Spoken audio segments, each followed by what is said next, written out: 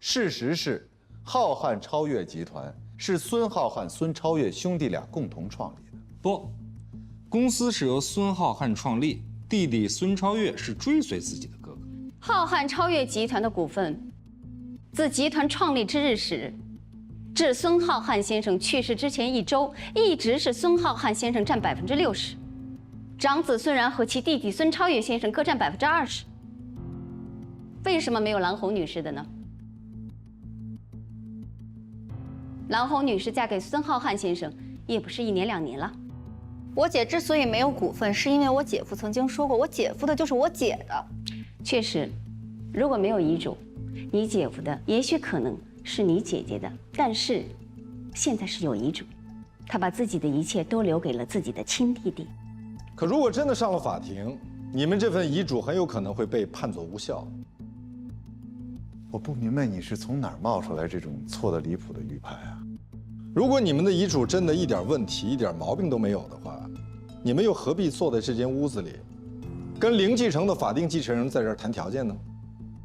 因为你们申请了诉讼保全啊，这对于我们都是煎熬。我们知道，这个案子的审理肯定是一个非常漫长的过程，所以我们起草了一份和解方案。按照这个方案，郎红女士可以拿到1个亿。我不接受。我劝您接受，因为如果我们下定决心血战到底，您将是零继承。不，如果我们胜诉，是你们的当事人零继承。所以，请提醒你们的当事人，诉讼有风险，应诉需谨慎。事实上啊，我的当事人并不想和解，是在我们的极力劝说之下，才有今天的会面。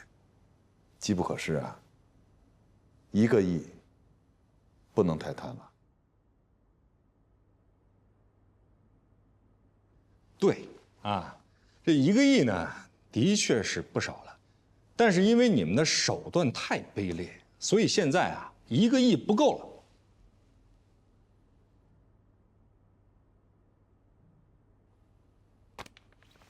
今天之内签署都有效，否则我们只能对簿公堂。你们真的以为，你们收买威胁了所有可能的证人，我们就没有证据证明？你们的遗嘱人设立遗嘱的时候，是不完全具备民事行为能力的吗？遗嘱最重要的是遗嘱内容是否是遗嘱人的真实意思。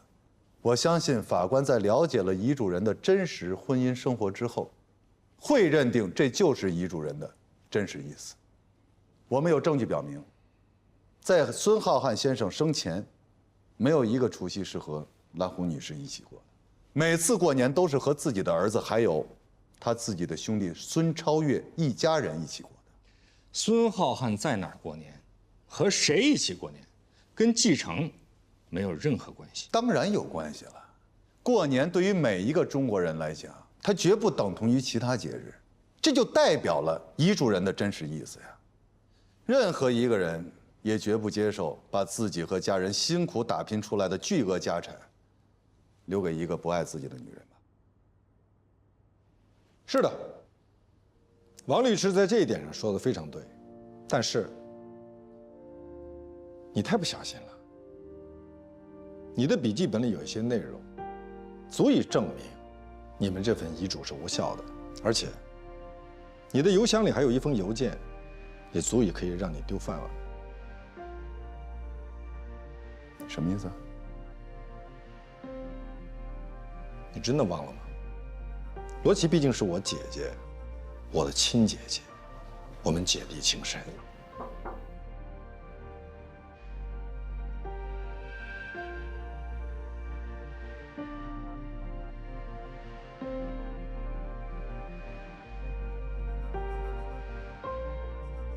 我是在救你。律师职业行为规范第64条，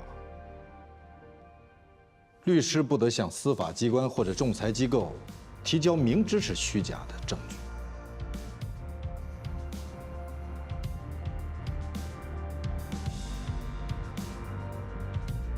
他妈无耻！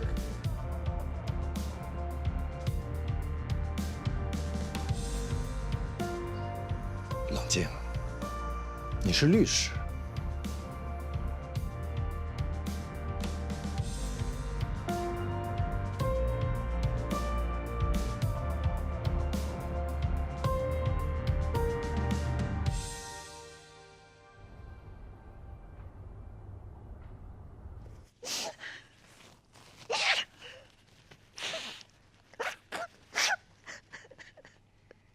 他也不接我电话，也不回我微信，我去找他吧，他也不开门，他就跟我简单的说了一句，他说以后就不要再来我了。罗宾，你跟我说为什么他会变成这样？你是男的，你跟我说是怎么回事变成这样，这是怎么回事？我当时真应该听你的，罗宾，我都后悔死了，这是什么事啊？行，好了，不哭了啊！那这是干什么呀？你跟我讲讲，这是为什么？怎么会变成这样？这什么人啊？这都是。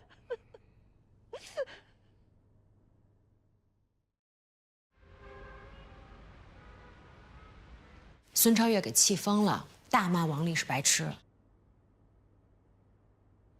你怎么了？孙超越约我打球，说不定他觉得反正你已经抓住他的把柄了，不如跟你说说软话，掏掏心窝子，也许你心软。王丽被炒了，难道这不是个好消息吗？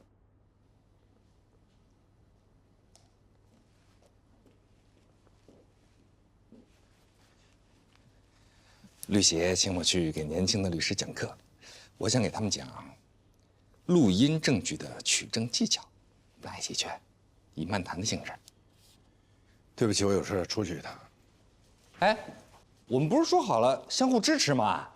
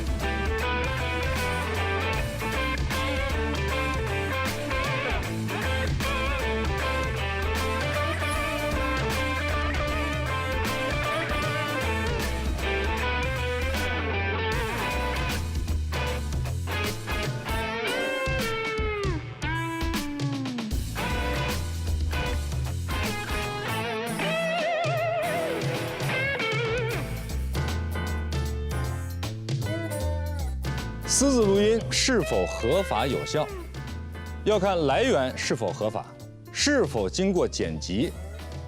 来源合法的，未经过剪辑的完整的录音是可以不经过本人的同意，就到法庭上就作为法庭判案的证据的。那什么叫合法来源呢？举个例子，如果我在你家里安了一个窃听器，那就是不合法的。但是如果我们在公共场合，我偷偷的录下了我们之间的对话，那么这个就是合法的。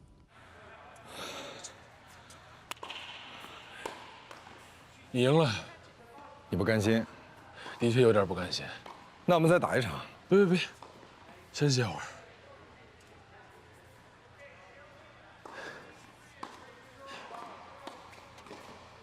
我呢，不是一个想要霸占寡嫂家产的人。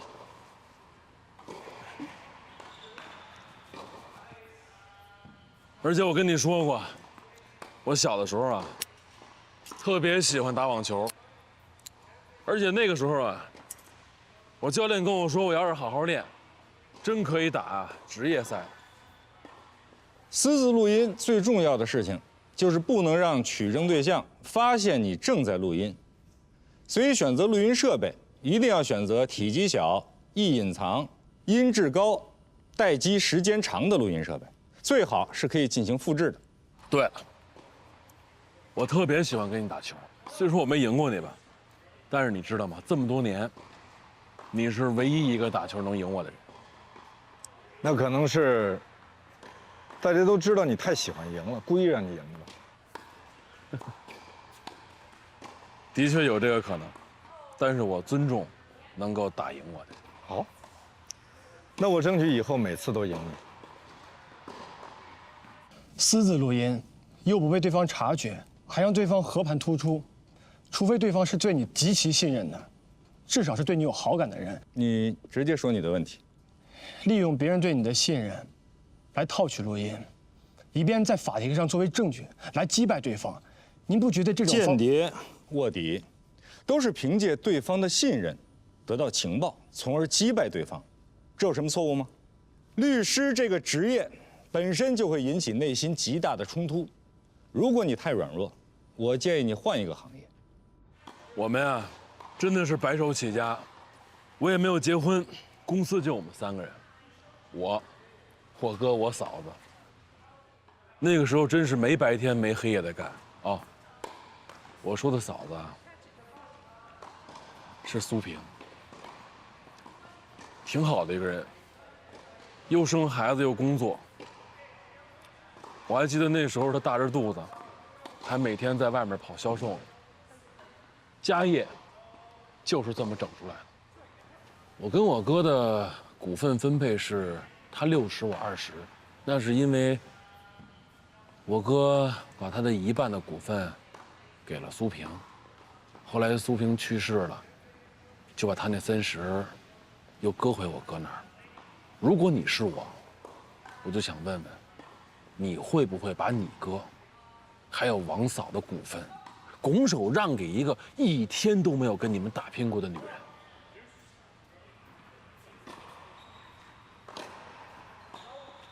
那你哥，他应该早点立遗嘱。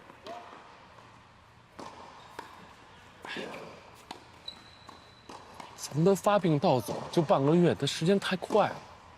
而且在我的世界里，我认为，就是因为蓝红的照顾不周，我哥才会生病。在我看来，那就不是一个能够照顾家的女人。可就算你再讨厌蓝红，你也不应该不让他见你哥呀。我哥那个时候神志不清了，谁也不认识，我怎么让他见？尤其是他们的孩子，那小姑娘才2岁。我是不想让那小姑娘看见她爸爸最后那个样子。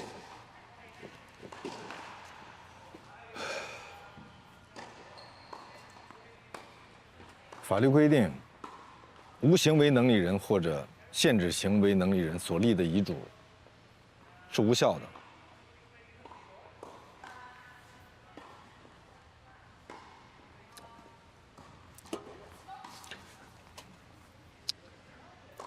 哎，我今天请你来哈，我真是拿你当朋友，我是真想问问你，我现在应该怎么办？是，那遗嘱呢，是我打印的，但那的确是我哥的意思。我了解我哥，他要不是因为发病那么快的话，我相信他一定会让我来做这个接班人。那不可能是蓝红啊，他1天都没有经营企业的经验，怎么会把上百亿的家族企业交给他呢？可是你哥不会让蓝红零继承。我之所以写零继承，那是因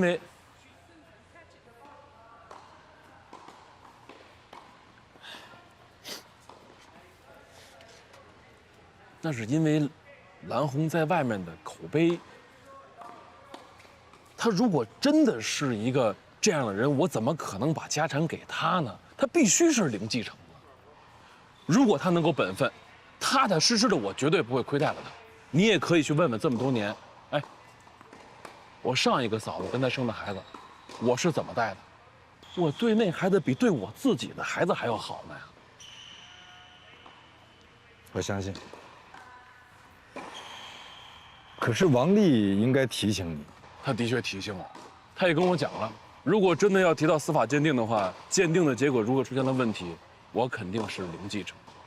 啊，咱扯句题外话啊，他可真不是我开的啊，是他自己觉得不好意思没脸见我，他才自己走的。我也不知道他怎么想的啊，因为他跟你姐，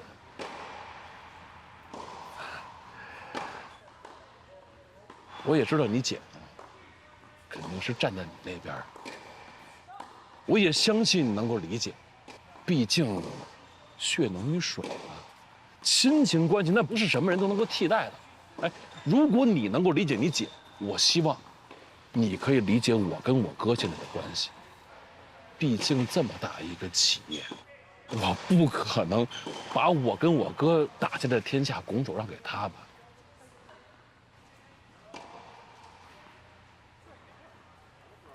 那这样，我去做蓝红的工作，我说服他，你们庭外和解。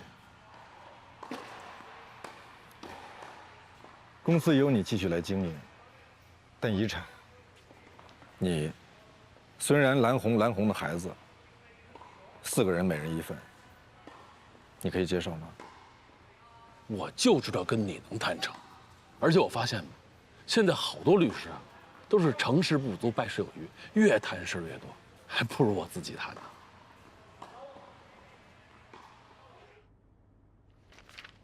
我不能接受。为什么？我永远也忘不了他是怎么跑到我们家，当着我妹跟我女儿的面儿，跟我宣布遗嘱，告诉我零继承。如果遗嘱有效，你就是零继承。但这个遗嘱不成立，这遗嘱根本就不具备法律效力。他是在他哥哥丧失行为能力之后。如果孙浩瀚还活着，他有机会在完全清醒的状态下写一份遗嘱，你认为他会让自己的亲弟弟零继承吗？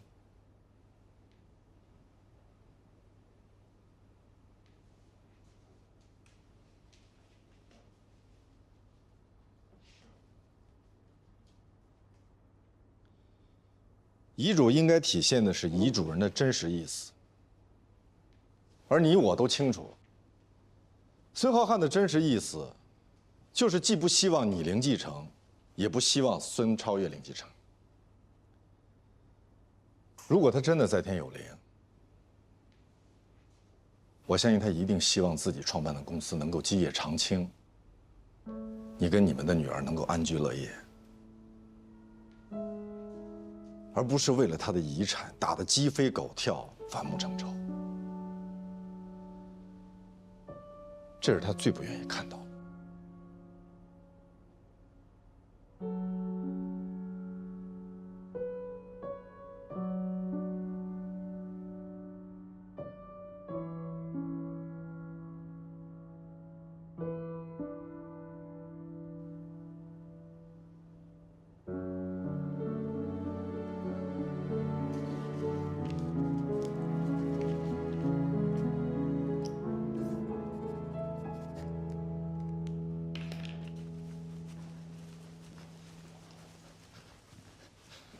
为什么让蓝红签字啊？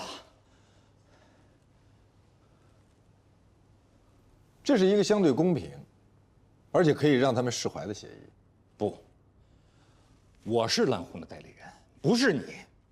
这是我的案子，本来我是可以打赢的，全胜。如果你把它当成一个案子去打，案子当然有输赢。可是你想过没有？你赢了孙超越零继承，你输了蓝红零继承，他们都输不起。所以和解是风险最小的选择。我没有替他们做决定，我只是给了他们一个选项而已。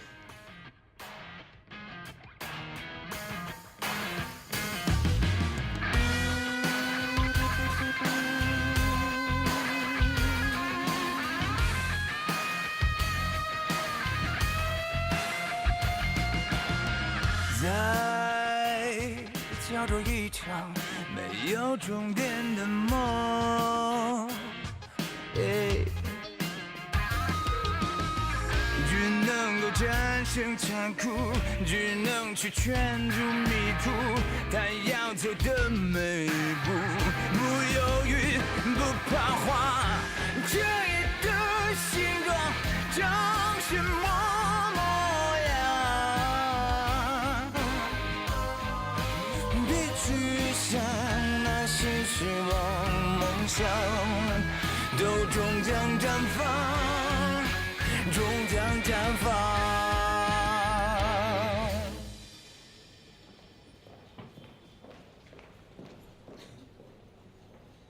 出去啊？啊，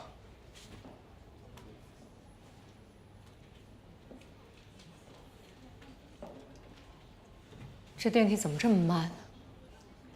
饭点吧。也是啊，每层都有人吃饭。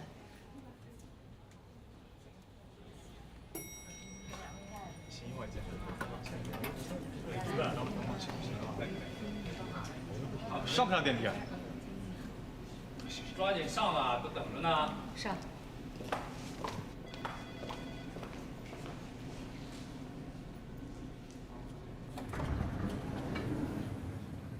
你怎么来了？也不提前打个电话。找你啊？怎么？我找你还要提前跟丽娜小姐约下时间吗？当然不要。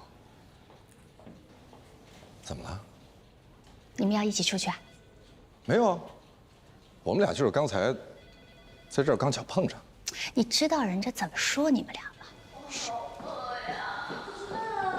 咱们在这儿说，走，去我办公室。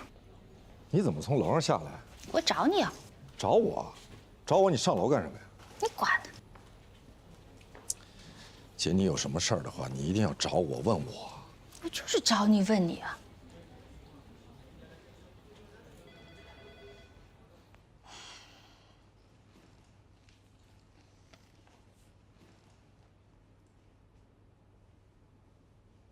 王丽去哪儿了？什么去哪儿了？我不知道。你们俩最近一直没联系吗？我去找他了，还去了他的律所，说他辞职了。哦，你还没吃饭呢吧？咱俩好久没一块儿吃饭了，走，一边吃饭一边。我还去开家长会。那也得吃饭啊，家长会几点？我不想跟你吃东西。你真没干过什么亏心的事儿？绝对没有。那他好端端的为什么要辞职？他本来是要代理蓝红小叔子的案子，结果后来人家叔嫂和解了，不打了，所以他就不干了呗。我再问你一遍啊！我再问你一遍啊！你确实在里面没干过什么事儿？那肯定有我的事儿。你刚才说没有。你说我有没有做过亏心事儿？那我肯定说没有，我没做过亏心事儿，我做的都是好事儿、良心事儿，助犍为离，化干戈为玉帛。你正经点。我很正经啊。王丽怎么你了？你老不说她好。道不同不相为谋。哪里不同了？他老想把这个案子打成世纪争产大案，就是那种天天上新闻、上头条那种，恨不能热热闹闹的打上好几年、好几代，就跟有些歌星、作家，一首歌、一个作品能吃一辈子那种。别扯东扯西的，我都听不懂。我没扯东扯西，我说的是真的。哎，你还没回答我刚才的问题呢，你上楼干嘛去了？找谁去了？你说话呀！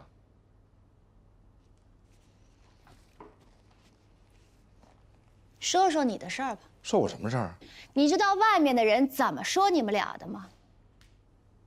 我们俩，我跟谁？你看过一本小说叫《阳光下的罪恶》吗？还拍过电影了呢。看过啊，当时咱俩一块儿看的嘛。有一对渣男渣女，女的让男的去绑一个富婆，哎，还真让他绑上了。完了以后呢，就把这富婆杀了，一起分了她的财产。你记得还挺清楚。那当然了，你们俩都再演一遍了，我还能记不清楚吗？哦，就人物关系反了一下。现在女的去傍大款了，哎，傍大款成功，大款还生病了，男的当了律师，帮他一起分了大款的财产，女的还得逞了。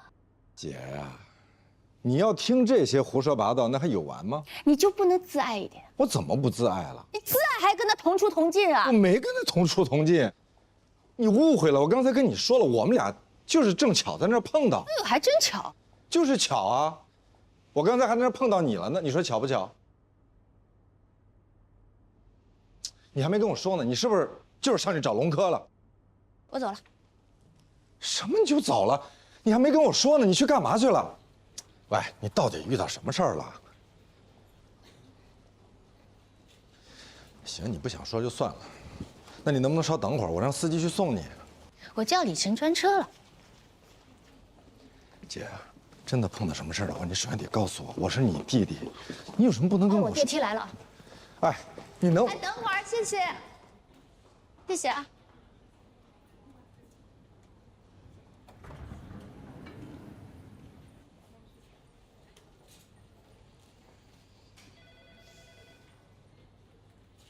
你是不是想知道今天罗琦是来找谁的？找谁？麦飞。麦飞？他为什么找麦飞？今日龙科头条：为什么全景律所当家律师的姐姐要到龙科律所找弟弟曾经的助理咨询？说得非常清楚，谢谢。不客气。再接再厉。绝不骄傲。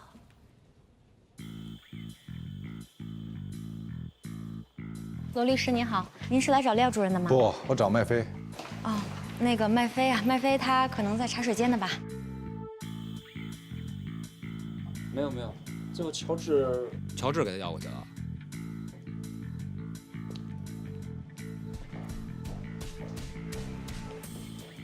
我姐找你干嘛？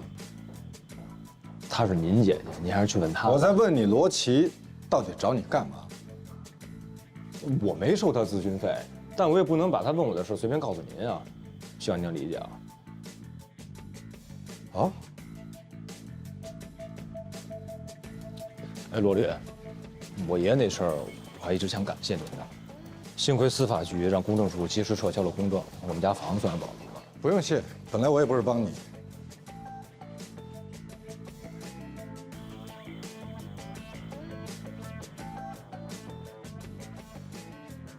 我虽然不能告诉您什么事儿，但我建议您去看一眼您姐姐，去她家，越快越好。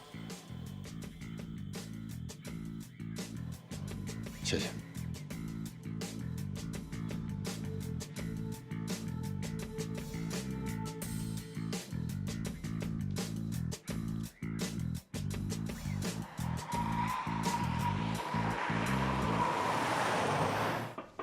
来了。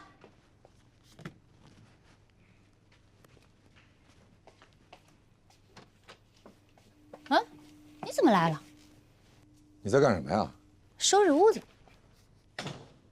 小安呢？去他爸那儿。你到底怎么了？啊？没事儿。到底什么事儿？你非要找别人不找我？您可是大律师，我们老百姓打一个官司，顶了天了几百万，你可看不上。到底怎么了？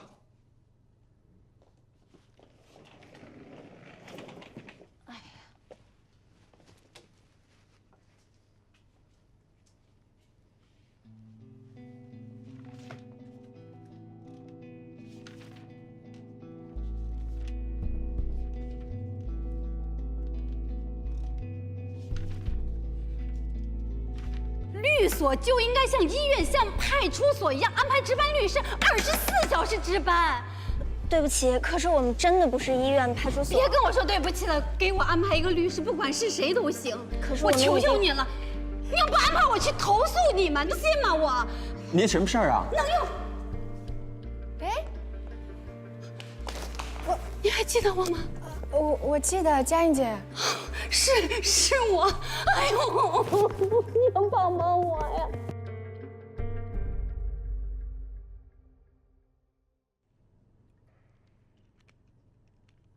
本来都商量好了，买一个大点的房子，和小安一起住，然后再生一个1家4口，挺好的。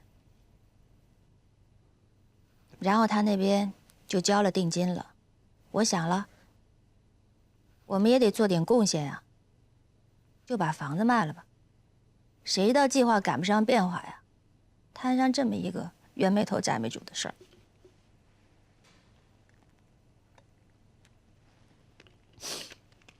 我就记得他说了一句话，让我问你。那这房子能不能跟中介商量一下不卖呢？都跟人说了，哪怕贴点钱都行，人中介不干啊。人说了，如果你不卖的话就告我。我问麦飞了，人麦飞说一告一个准儿，到时候我还得赔双倍的违约金。那这房子你卖了，你住哪儿？基于有个亲戚说他那儿有个旧房子让我住一下，就凑合吧，到时候看有机会再买一个。但是我都问了，同等价位的这个户型算是买不着了。这么大的事儿，你不说也就算了，基于为什么不告诉我呢？我没让他说。那王丽知道吗？跟他说什么呀？你这边房子都卖了，我自己愿意的，跟他没关系。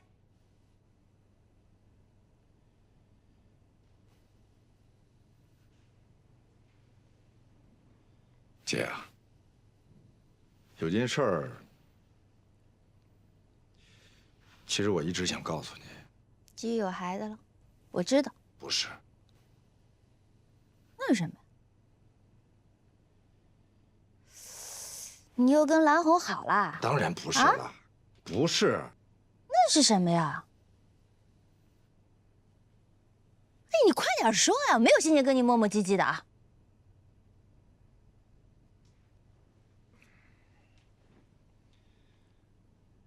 我可以告诉你，但是我跟你说了，你不真生气啊？嗯。你保证？保证。不生气？不生气。保证不生气。哎呦，你烦没烦啊？赶紧的。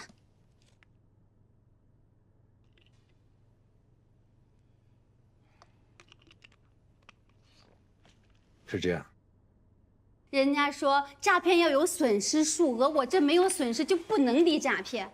然后我又去了法院，人家也说了，公安都不立案，我们凭什么认定你这就是个刑事犯罪？有公证书就可以执行，你说我该怎么办？我看一下啊。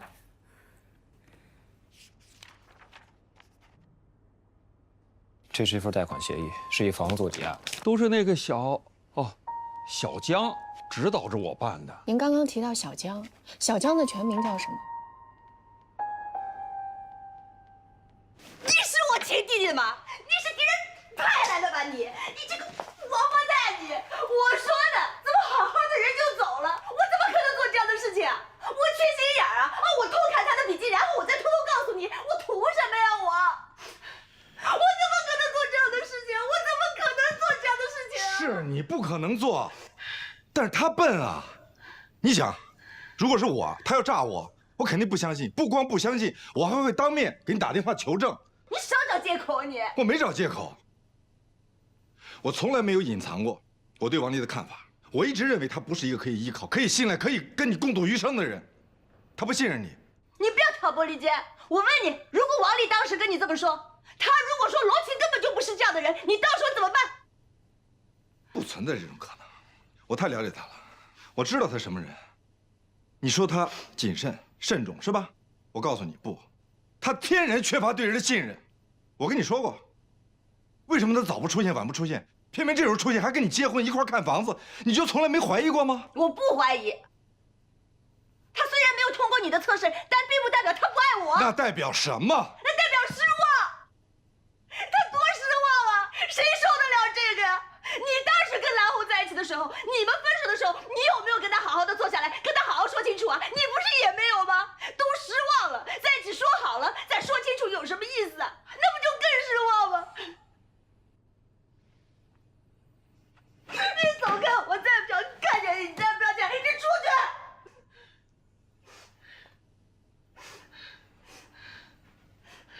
我好歹人家让你给毁了，你对不起我，罗宾，我告你，你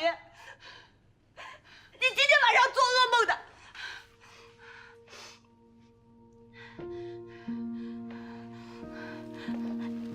走啊你啊！你走，你看看，我把房子都卖了，这个王八蛋！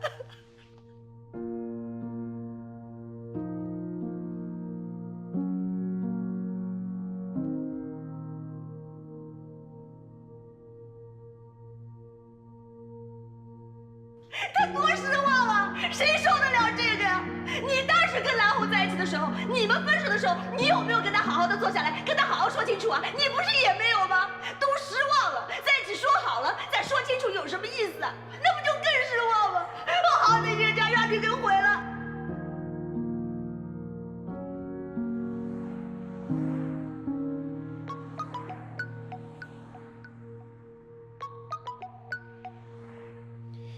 什么事儿？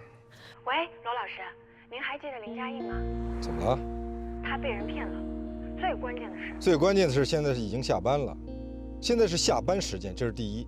第二，他不是你的客户，也不是我的客户。第三，这个世界上被骗的人很多，案子也有很多，我们要有选择性，尤其对于那些没有诚信的客户。第一次我们没有拒绝已经是错误，不能再犯第二次。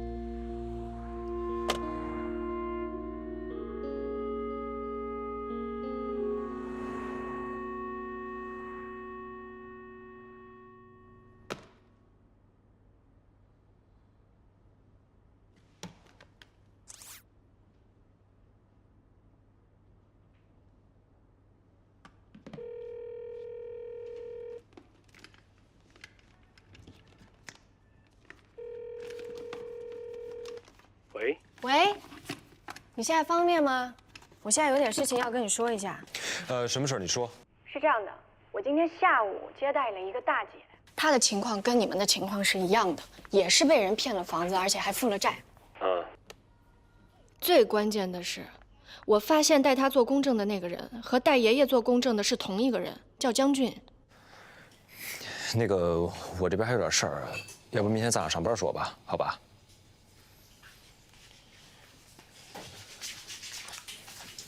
阿姨，您看这样行吗？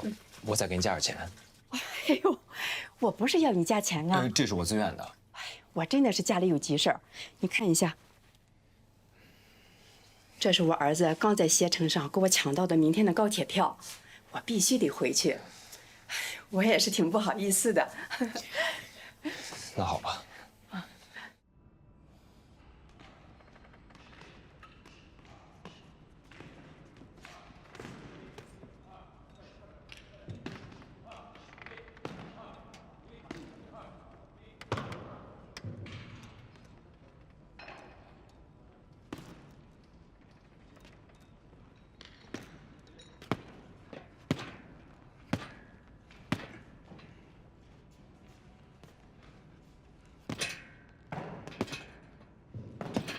罗琦并没有告诉我任何跟这个案子相关的事情，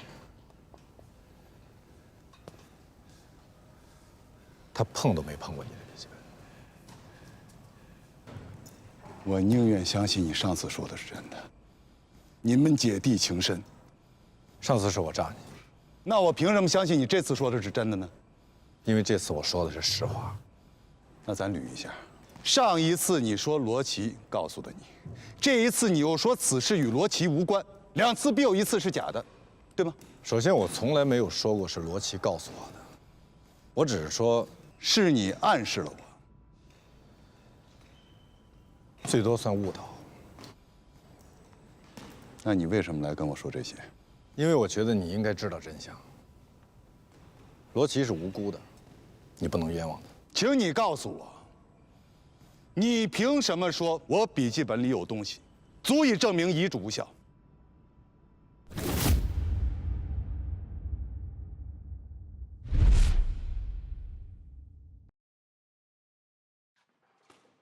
上一次你说罗琦告诉的你，这一次你又说此事与罗琦无关，两次必有一次是假的，对吗？首先，我从来没有说过是罗琦告诉我的，我只是说是你暗示了我，最多算误导。那你为什么来跟我说这些？因为我觉得你应该知道真相。罗琦是无辜的，你不能冤枉他。请你告诉我，你凭什么说我笔记本里有东西，足以证明遗嘱无效？是我推理出来的。骗鬼去了！是真的，因为我太了解你了。上学的时候我就记得，你有一个爱记笔记的习惯。你会记录你跟你当事人的见面，还有谈话重点，而且你会录音，有时候公开录，有时候悄悄的录，这是一个好习惯。毕竟律师输了官司，被当事人索赔倒打一耙的太多了。你录完音会整理录音，把录音重点存在你的笔记本里，而这是你从上学起就建立起来的一个优秀习惯，这么多年你不会轻易丢掉了。好，我承认，我有这些习惯。我的问题是，你凭什么觉得我们的遗嘱有问题？如果没有人告诉你我笔记本里有什么东西，这是基于我对你和顾杰的认知。顾杰是一个胆子特别大的人，但你不是，你谨小慎微，所以我想你一定是发现了这个遗嘱有问题。你去建议顾杰跟我们和解，同时提示了孙超越，而提示的方式是电子邮件。我们现在最担心的是对方会提出司法鉴定。如果司法鉴定的结果不利于我们，法庭判定遗嘱无效，那您就是零继承，这个官司的风险太大了。我会零继承吗？如果遗嘱无效，按照法定继承，您是第2顺序继承人，而蓝红是第1顺序继承人。如果遗嘱无效或者是没有遗嘱的情况下，您确实是零继承。可浩瀚超越是我跟我哥建立的。我们可以跟蓝红庭外和解，蓝红也输不起，因为他也不敢断定司法鉴定结果就真的不利于我们。万一法庭判定遗嘱有效，那他就是零继承。我们认为他不敢冒这个风险。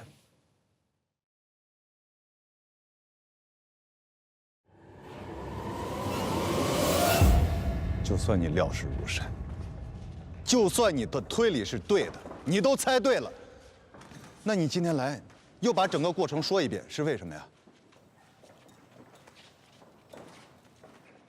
罗琦很伤心，我就知道。罗琦很伤心。罗宾啊，你这个算盘打得也太好了。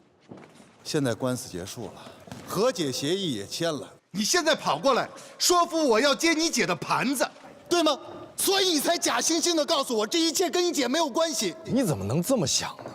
我只是不想让你……你让我怎么想？让我承认你有强大的推理能力吗？你所有的证据，其实就是猜，就是诈唬。我有证据，我有录音了。好，我无所谓。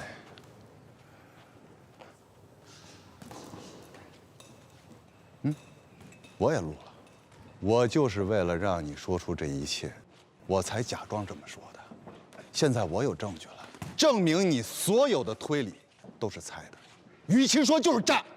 我再说一遍，我有证据，而且是完整的录音，是孙超越亲口承认的。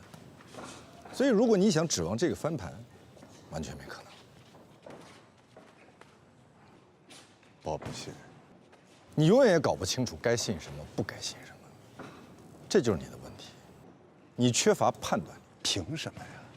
孙超越凭什么向你承认啊？而且是亲口承认，他跟凭什么？你一样，他觉得我已经有了证据，所以最好的办法就是跟我推心置腹，将心比心。他是一个生意人，他已经测算过风险和收益的比值，这对他而言是最好的方案，不是吗？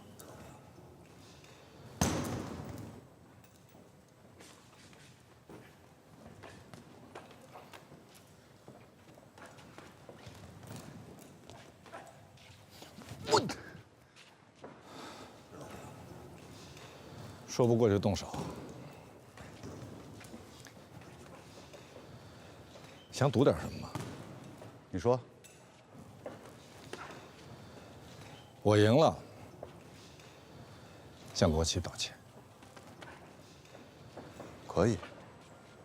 你要输了，你说，向所有人道歉，书面的。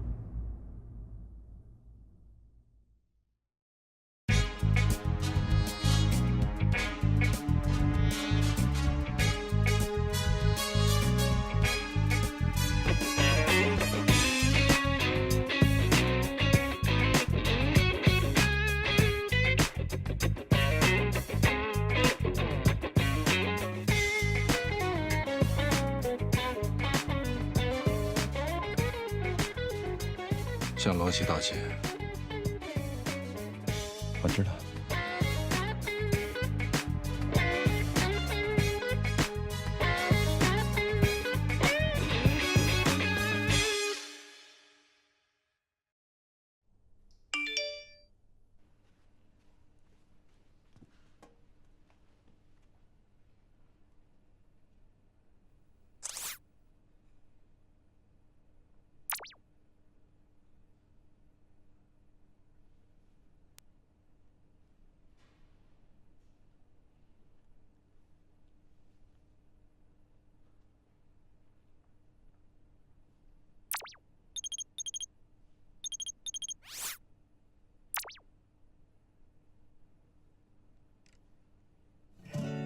一想到你呀，白天和黑夜都没留意。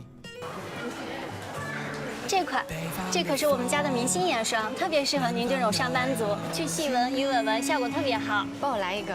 好的，请问有会员卡吗？有的，稍等一下。好，您稍等，谢谢。喂，佳音姐，他们又来威胁我，让我还钱，说如果不还钱就要执行我的房子。您先别着急啊，如果有人敲门，您千万别开，还有电话也别接。我可怎么办呀？我真想杀了他们，他们怎么就那么坏呢？我杀了他们算不算也是为民除害呢？您千万别冲动啊！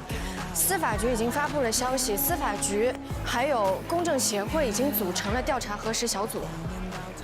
对。所以您千万别急，好吗？我哪来那么多钱呀？他们说如果不还钱就要执行我的房子，我当时就给急病了，我住院了。他们跑到医院来看我，拿着打印好的那个借条和欠条让我签字儿。他们说只要我签了字儿就不执行我的房子了，我就稀里糊涂把字儿给签了，这莫名其妙我就多了165万的债呀。后来他们又让我签一个什么借款合同，171万的借款合同，说我只要签了这个是什么，这是最后的本息，算出来的最后的本息让我签了。整个事情就是他们骗着我，这么签过来签过去，签过来，1分钱的利益我也没有得到。我现在反而欠了400多万，还要执行我的房子，这是最后的本息，算出来的最后的本息让我签了。哎呦，整个事情就是他们骗着我，最后1分钱的利益我也没有得到。午夜的灯，清晨的夏。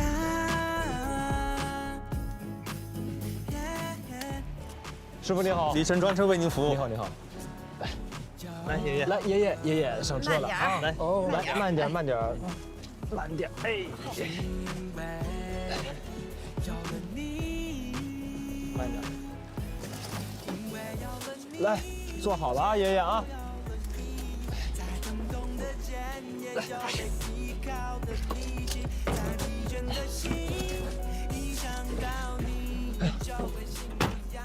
我现在就去啊！这么急？麻烦您了。好，行，我马上帮你看看啊。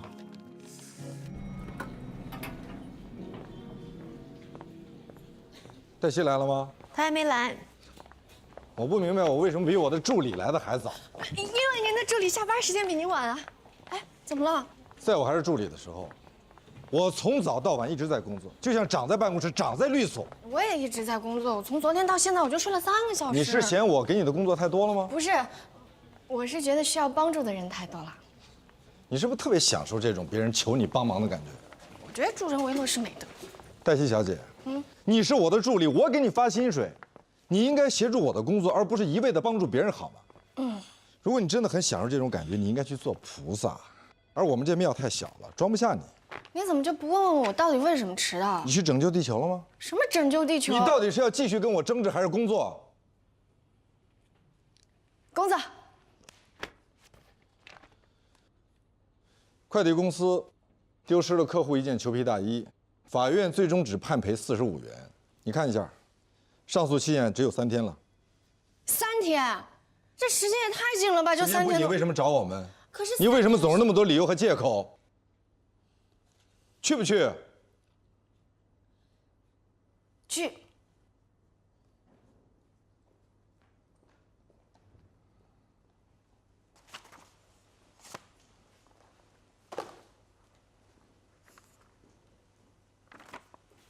你刚才是不是有点儿？玉不琢不成器。你今天有点不正常，到底怎么了？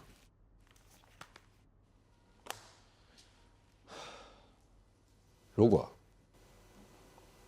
你非常坚定地认定，比如说一男一女，他们俩在一起不合适，你会怎么做？那要看我跟他们的关系了。如果我跟他们的关系很远，那我什么都不会说。毕竟我跟他们关系很远，我肯定不太了解他们。那如果很近呢？如果一个是我的姐姐，另外一个是我的同学，我又非常的了解他们，我认定他们两个不合适，那我就会说，我会告诉他们，我觉得他们俩不合适。可如果说了，他们还是要继续，那你准备下一步有什么行动？罗琦是你的姐姐，她是一个成年人，就算她找了一个人，这个人你不认可，或者说基于你的理解，这个人是一个非常非常非常不可靠的人，你还是要尊重你姐姐的选择，哪怕她就是选择了一个不靠谱的人。为什么？既然你已经判定了他们的未来，那就像你预判到了一个官司根本就不可能赢是必输一样，为什么还要这么做呢？感情和官司不一样，感情是一场经历，是没有输赢的。爱过、痛过、分手，比起压根儿就没有爱过，或者没有勇气爱过，你觉得哪个叫输，哪个叫赢？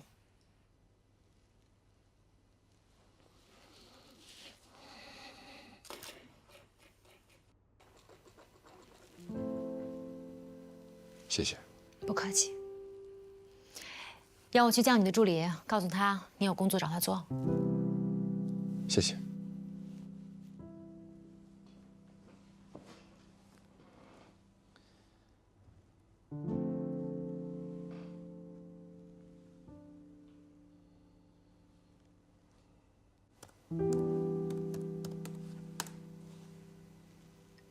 哎，张姐，你请进。好好好。我爷爷。爷爷，爷爷，你好，张姐，以后由我来照顾你了。哦，你好，好，好。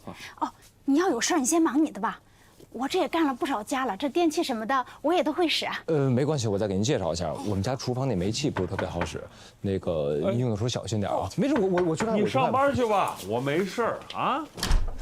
哎呦，刘阿姨，刘阿姨，早上你家没人来送货的，我就直接收了。麻烦您了啊。没事，都邻居住着。那行，我走了啊。哎，谢谢您，谢谢您，刘阿姨。哎，谢谢。关上门去您。我给你倒杯水啊。哎。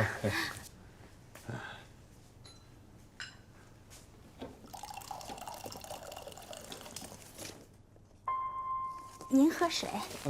好。什么东西啊？谁送的啊？啊，没事儿。那个张姐，我先走了，有事您给我打电话啊。好嘞，你放心吧。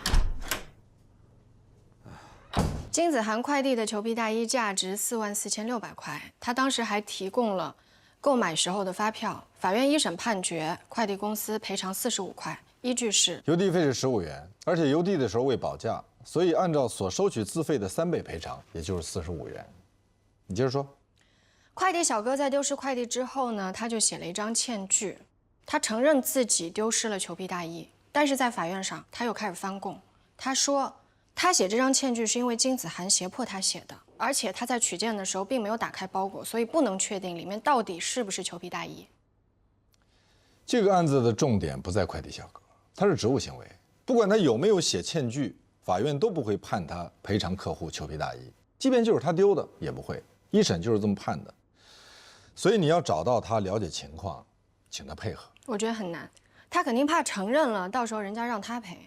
但是现在问题的重点是，他是唯一一个可以证明是裘皮大衣的人，因为是他去取的件。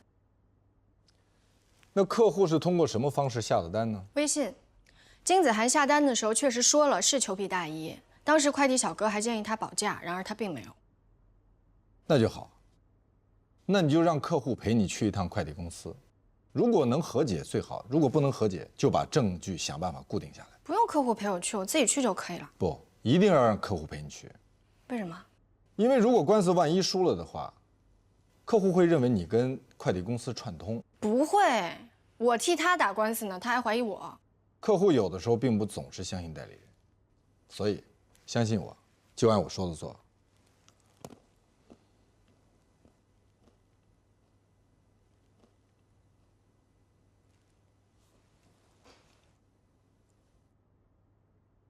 饿了吧？啊？不饿。刚才有人告诉我说，昨天晚上只睡了3个小时。我想没时间睡觉的人，肯定也没时间吃东西吧？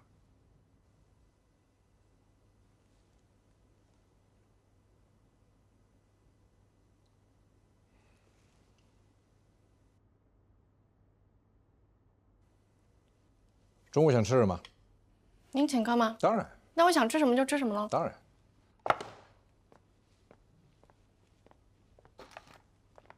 一会儿我们别吃面了吧，吃面了容易长胖。你这么瘦还怕胖吗？我当然怕胖啊，哪个女孩子不希望自己瘦一点？哎，罗律，吃了吗？一起吧。啊，我不了，你们吃饱还有事。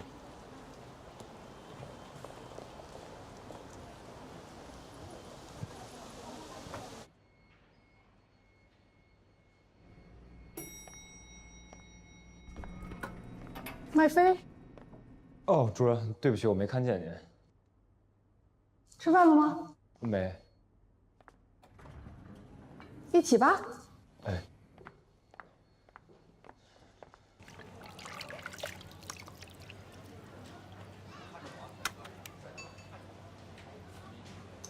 我先过去做了啊。好的。帮我来一碗面。到时候要点这个。这些东西吃起来不是更胖？那又怎么样？我喜欢，2份儿。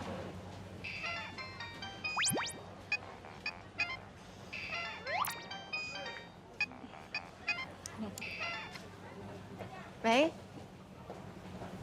啊？我这儿有点吵，我出来跟你说。你怎么了？你别哭啊，你好好说，怎么了？哎，你爷爷这事儿吧，一时半会儿也解决不了，算是在那儿悬着。他们也不能卖你爷爷的房子，但你爷爷的确是稀里糊涂的签了一个贷款协议，他们绝对不会善罢甘休。所以你最好的办法是，我建议啊，暂时搬出去住。你惹不起，躲得起嘛，啊？本来你说了要走了。我就把你的客户都给了别人了，没事儿，我给你开发新的客户。对了，齐老板，我的确是跟他们说了要换律师，但是他们的要求很严，必须要经过他们的认可才能换，到现在还没换成，那就不换了。还是你。谢谢您。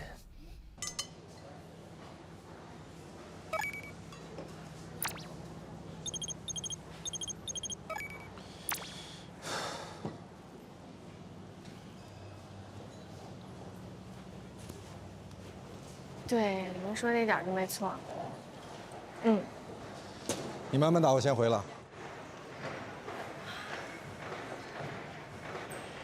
没事没事，您继续说。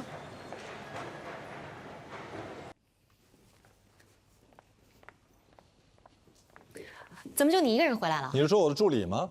他要去拯救地球去了。他就是太不会拒绝别人。你可以教会他，也可以让生活教会他。刚才有一个人打电话说要见你。谁啊？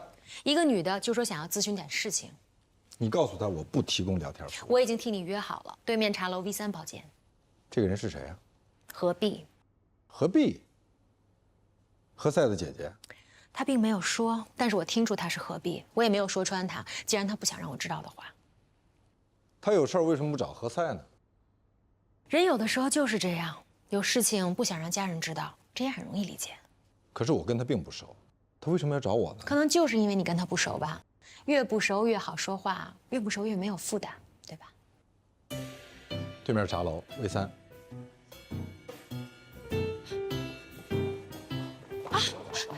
对不起，对不起，对不起。我是不是应该代表地球感谢你？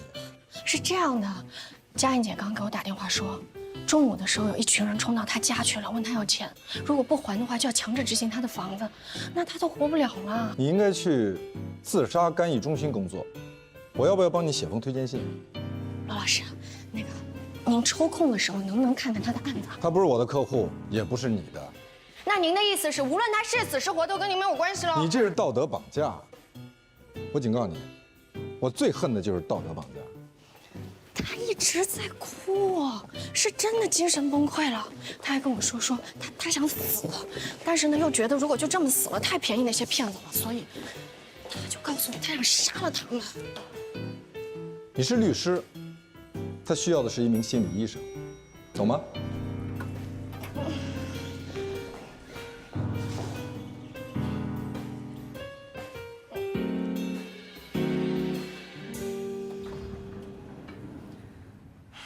天下有那么多律师，林佳音怎么就盯上你了？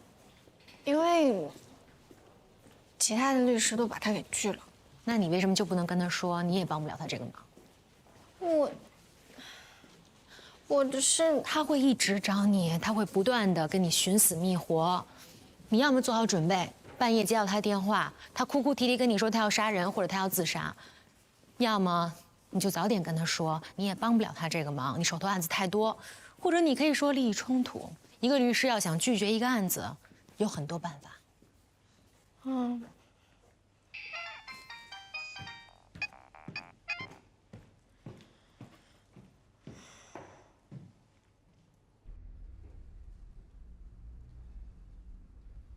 您找我什么事儿？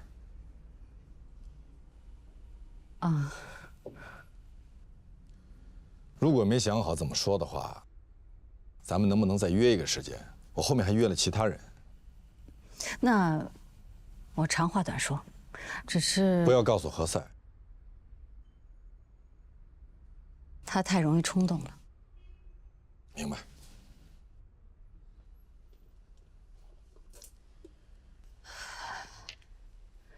刘英美去世的太突然了，他们律所的小孩让我去他的办公室，把他的东西拿回来。我在柜子里发现了这个，全是借条，一共600多万。你说他借这么多钱干什么？他借这么多钱，我根本就不知道。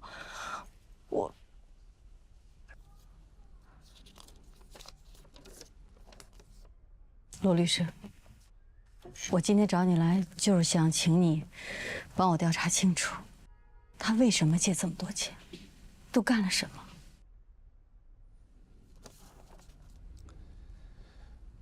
那我得先问您一个问题啊。你问。刘律师去世也有一段时间了，在这个期间，有没有人找过你，让你替你丈夫还钱？没有。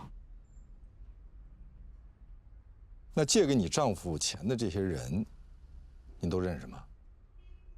他的朋友，我都不怎么认识。只是有一个刘总，在告别的时候来过，但是他也没有说过借钱的事儿。那这样，您就先去找一找这个刘总，先问问他这是怎么回事，好吗？罗律师，我知道我给你添了很大的麻烦，但是我真的是有苦衷的。你应该知道，我们家老爷子铁面无私，给自己树了很多的敌人，所以我现在不能随随便便的去委托一个律师，因为等着看我们家笑话的人太多了。我懂。那首先我得给您提一个醒儿。只要是真实的，我全接受。我想说的就是，你丈夫的这些债务、这些借款，如果你无法证明自己知晓，那很可能我要替他偿还。是的，我懂，我已经做好了充分的思想准备了。我就是想知道，他为什么要借这么多钱？他借这么多钱都干了什么？好，那这样，这些借条，你还拿回去保存，只需要给我一个借款人的名单就可以了。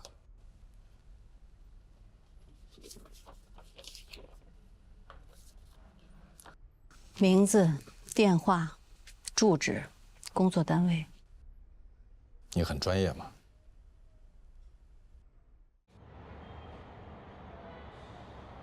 我到现在都想不明白，哎，凭什么会是这个样子呢？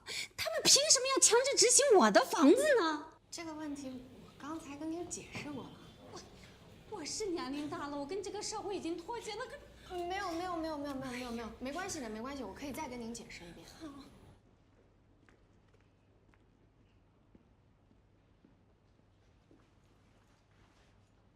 你就不打算帮黛西一下？是他自己惹的。你来就是大半天，车轱辘话来回说，我看他需要去的是医院。这些都是他必须要经历的。这个名单上的人，帮我约一下。每一个吗？每一个。这些都是刘英美的生前好友。你怎么知道？我去参加了她的告别啊，还替你送了花圈和挽联呢。那你怎么知道每一个都是刘英美的生前好友呢？这些人每一个都送了挽联，挽联和借条一样，都是实名制的，对吧？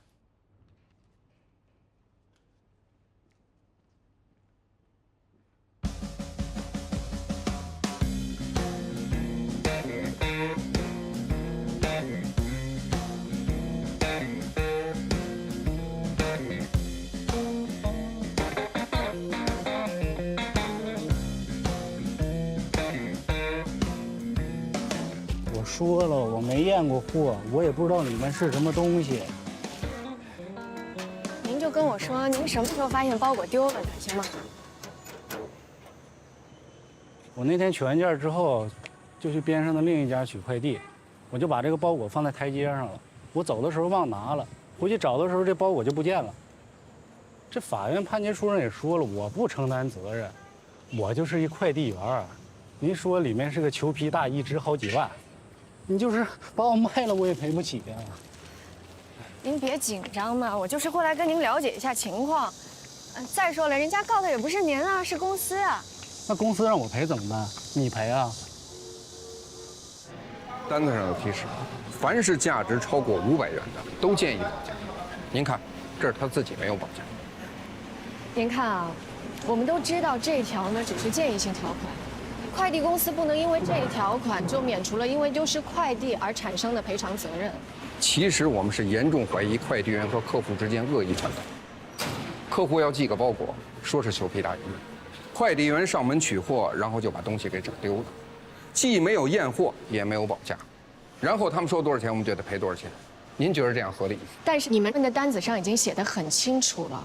的确是裘皮大衣，而且客户他也提供了这件大衣的原始发票啊。您就别白费口舌，咱们还是法院见。法院判多少钱，我们就要赔您多少钱。不过根据邮政法，这一审我们最多赔付您邮资的3倍。这邮资呢是15元，所以我们最多赔40。根据咱们律所的新规定啊，重大、疑难、复杂的案件啊，我们要过会讨论一下。那么今天呢，就请黛西来讲述一下快递丢失案。我们呢是原告，一审判决呢大家都看到了，我们已经提出了上诉，但是对方呢没有任何和解的意愿。下面呢，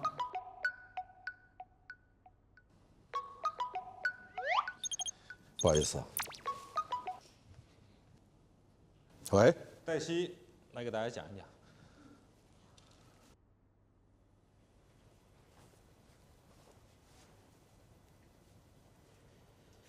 好，我知道了。但是快递公司并不是邮政企业，邮政企业指的是为社会提供邮政服务的公用企业，而快递公司呢，它是暂属于我国邮政管理部门代管的民营企业。我同意黛西说的，快递公司的邮件属于快件，所以这个案子的赔偿依据应适用于民事法律规定。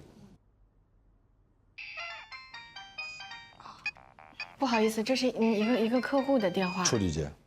好。以后咱们定一个规矩啊，别总是开会的时候这个手机此起彼伏的响，好不好？对不起，医院刚打来电话，林佳颖割腕了。你们继续。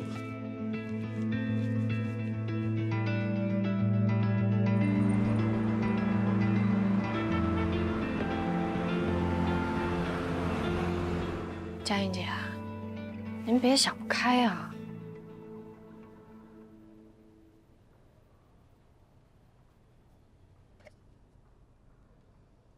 这是我的名片。以后如果再有人找你麻烦，你就跟他们说，请跟我的律师去谈。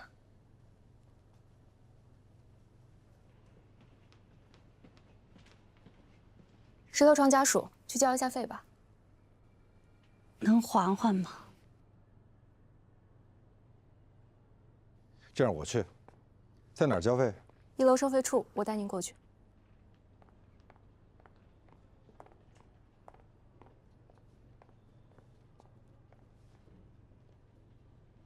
佳颖姐，怎么样啊？还疼吗？你们都是好人，我本来都已经绝望了。您千万不要绝望，你要帮我呀。我知道之前是我对不起你们，我也很内疚的。这次我可以写个字据，只要能帮我把房子保住，我一定会想办法把所有的律师费都给你们，包括上一次的。我们一定会尽力的，您放心。别再干傻事儿了啊！他没有子女吗？医院为什么联系你不联系他的孩子呢？他的孩子都在国外呢，正往这儿飞。佳颖姐让我跟您说，等他回头有钱了，就把您垫的住院费什么的还给你。没关系，他还不上的话，我从你工资里扣。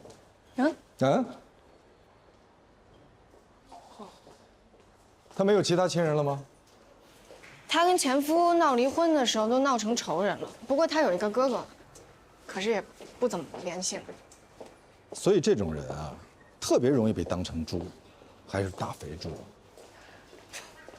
什么意思啊？诈骗算犯罪，但是骗感情就很难说。那如果通过欺骗感情而实施钱财诈骗呢？关键是你怎么证明这样一段感情算欺骗，或者是一段正常的寿终正寝呢？比如说，穷书生进京赶考，遇到后花园赠金小姐，后来呢，这个男人中了状元却不认小姐了，这个男人犯罪了吗？那他最起码也应该把钱还给小姐吧？那如果这个男人既没有中状元，也不爱小姐了，怎么办呢？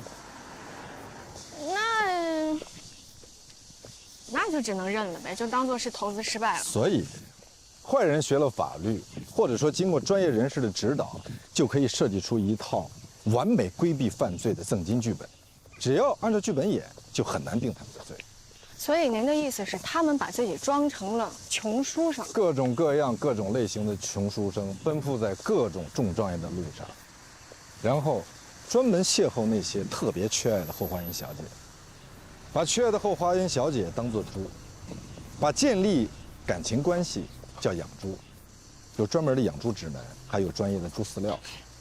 专业的猪饲料？对啊，怎么认识，怎么搭讪，怎么聊天，什么时候表白，怎么表白，这就叫猪饲料。然后把你喂肥了，杀猪，杀你个片甲不留，倾家荡产。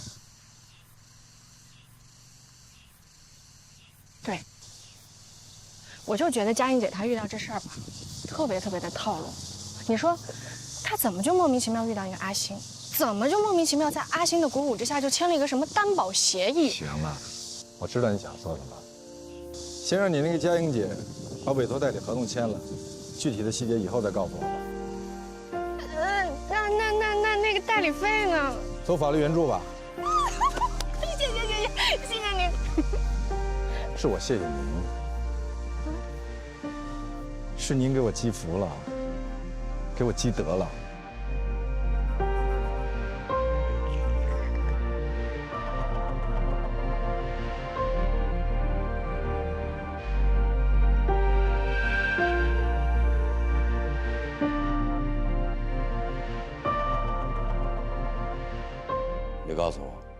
你为什么要接林家映？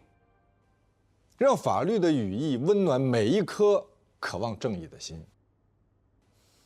是您一直跟我说，律师应该多做公益，要多帮助弱势群体吗？律师是职业，法律咨询只是工作，是工作就要有报酬，成就感绝大部分来自于一个人收入了多少。这话也是你说的吧？是我说的。可是我现在觉悟提高了呀。为什么你的觉悟突然就高了呢？因为您领导有方，诲人不倦啊！别给我嬉皮笑脸的，我发自肺腑。我没在跟你开玩笑，我也是认真的。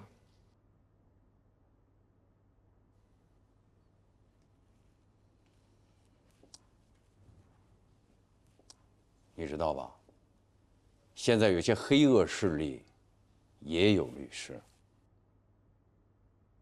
律师如果参与到黑恶势力里面，那么他们就应该被剔除出律师队伍。那你再告诉我，劣币驱逐良币是怎么回事？奸钱日繁，挣钱日亡。奸钱驱逐正钱是非常残酷的，所以才需要有人挺身而出。挺身而出的成本有多高？你计算过吗？我不知道怎么计算正义的成本。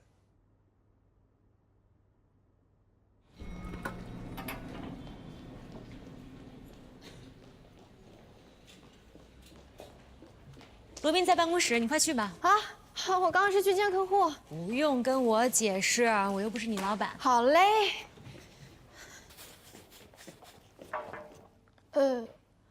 要不我一会儿再来。别，你们聊吧。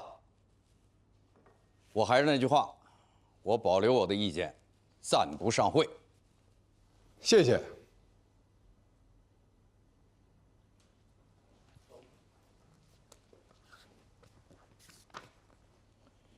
这份协议是1个月之前签的。那么林家映是什么时间认识耿星虎，又是怎么认识龙斌的呢？也是在1个月前。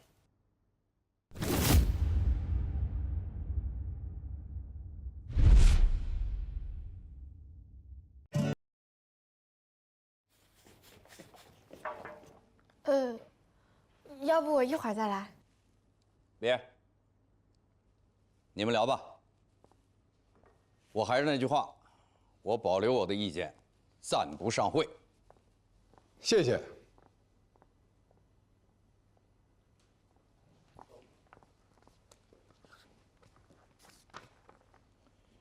这份协议是1个月之前签的。那么林家映是什么时间认识耿星虎，又是怎么认识龙斌的呢？也是在1个月前。那也就是说，他们认识不到1个月的时间就签了。他们以借款必须由出借人扣押担保人的各类证件为由，骗取了佳映姐的身份证、户口本、房产证，还有离婚判决书的原件。这是林家映的陈述，龙斌肯定有另外一套说辞。龙斌是骗子啊！你有什么证据说他是骗子？他肯定是和耿星虎串通的。证据呢？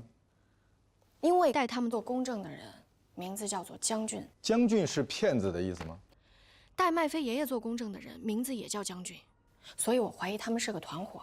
就像您上次跟我说的，他们这种人都是有剧本的，他们有好几套剧本，对不同的人下不同的套。不是说你怀疑，你觉得，是要有证据。证据。去公证处签字的时候，应该是有录音和录像的。那就请你去公证处把录音和录像全都拿回来。好，那我现在就去。要回来。怎么了？你不要去了。我去。我可以的。你不可以，你没有律师证，他们很可能不配合你。把这个材料回去再梳理一下。林家映应该还有些事情没告诉你。他应该全部都告诉我。他肯定对你有所隐瞒，再去问。罗老师，你怎么那么不相信别人啊？林家映不是一个诚实的人。你既然不相信他，那你为什么要接他的案子？是啊，我为什么接呢？我现在还真的有点后悔。难道说我当时只是头脑发热？哦，对，因为有人在我耳边说为了正义冲啊，所以我就冲出去了。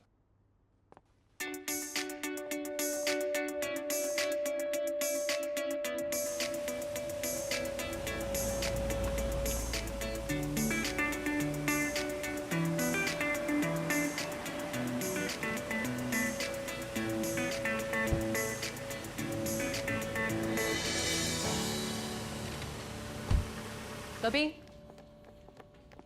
你有空吗？我刚好要出去一趟。去哪儿？怎么了？有事儿吗？封印跟你说了吗？什么事儿？你最好别沾林佳印。谢谢，我已经沾了。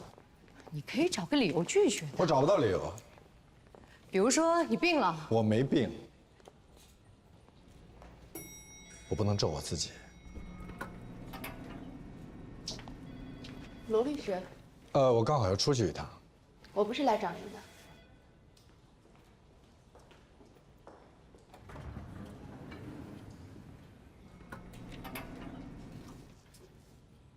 知道林佳音为什么找不到律师吗？不是因为他没钱，没钱可以打风险代理，而是因为他的案子风险太大。我喜欢风险，不值当。他们找我麻烦也不值当。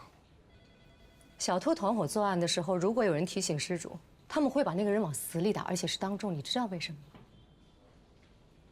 为了他们以后偷东西的时候，再没有人敢说话。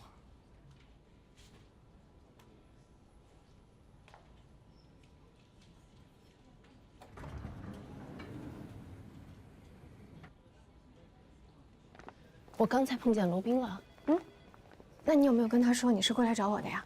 没有，当时还有一个女的追着他说什么事儿呢？哦，黛西，对不起啊，我跟他说点事儿。啊，那你在那儿等我一下。怎么了？你知道他是谁吗？我知道啊，莎莎嘛。那你知道他跟任小年什么关系吗？怎么了？他来找你干嘛？咨询呗。我是问他来找你，你跟罗宾说了吗？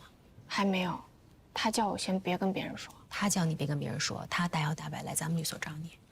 他本来呢是想约我在外边见面，说要请我吃饭，可是我没有时间。你也知道的，现在何塞老师让高峰管着我们，我们但凡不在律所就要跟他汇报，去干什么啦，去哪儿啊，恨不得连上厕所的时间长一点都要跟他讲。我是提醒你，鉴于任小年跟他关系特殊，鉴于任小年跟咱们律所关系特殊，你最好不要沾。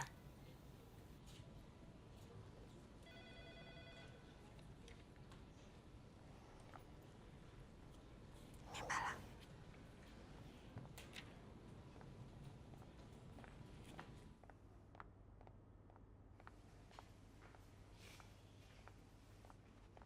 嗨，我来了。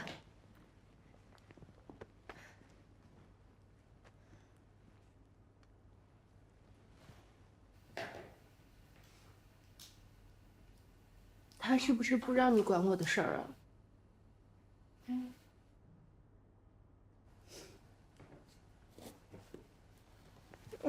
你怎么哭了啊？你在找我吧？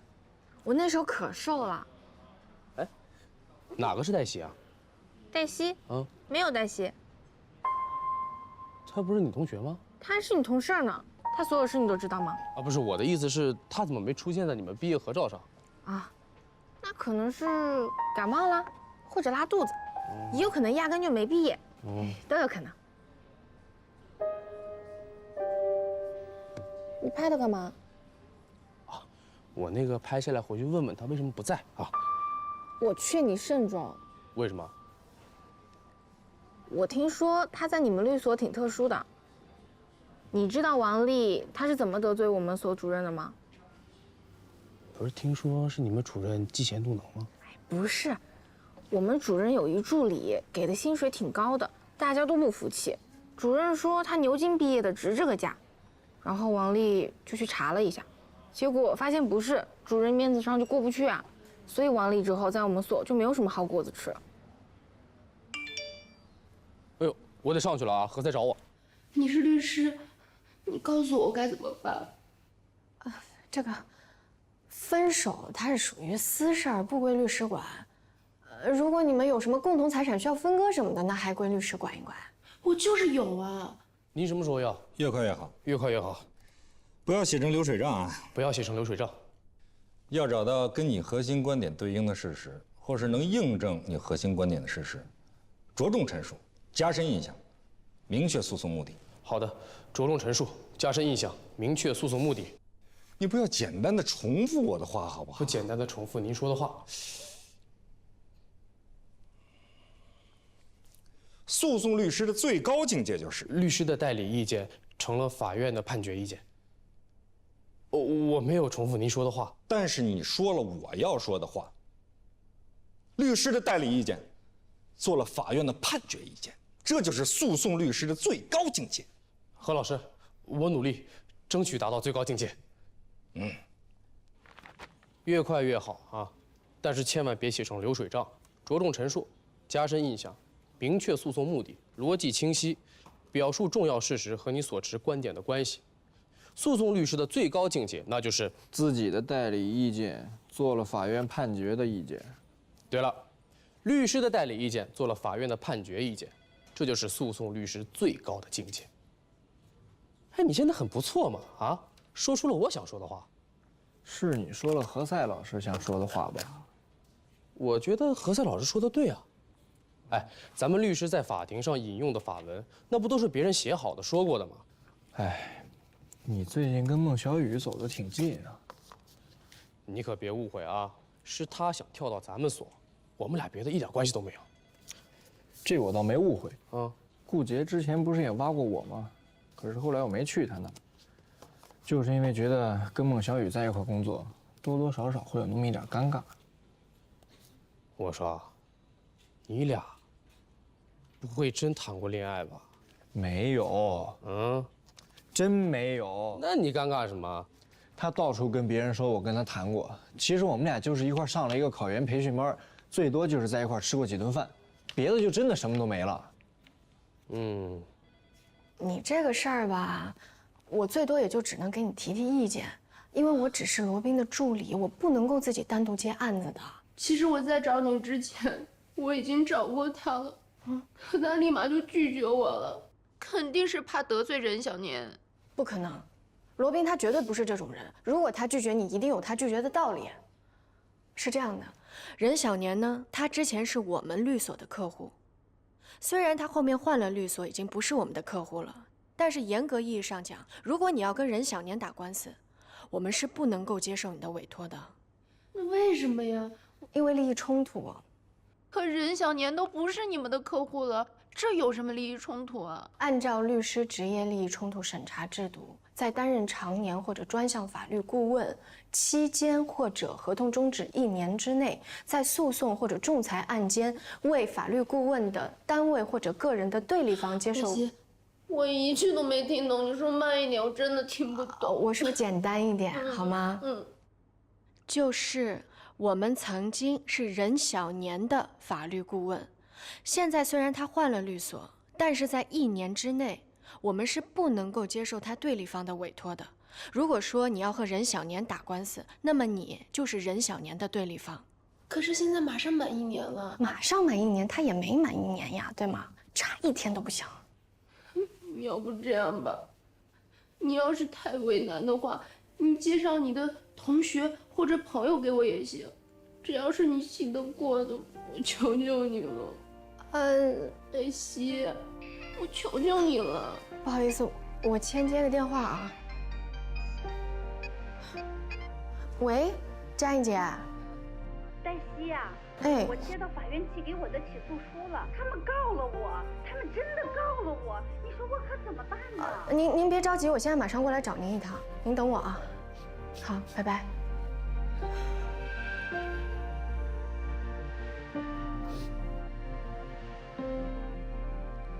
这样吧，我介绍一个我的前同事给你。好，你信得过就行。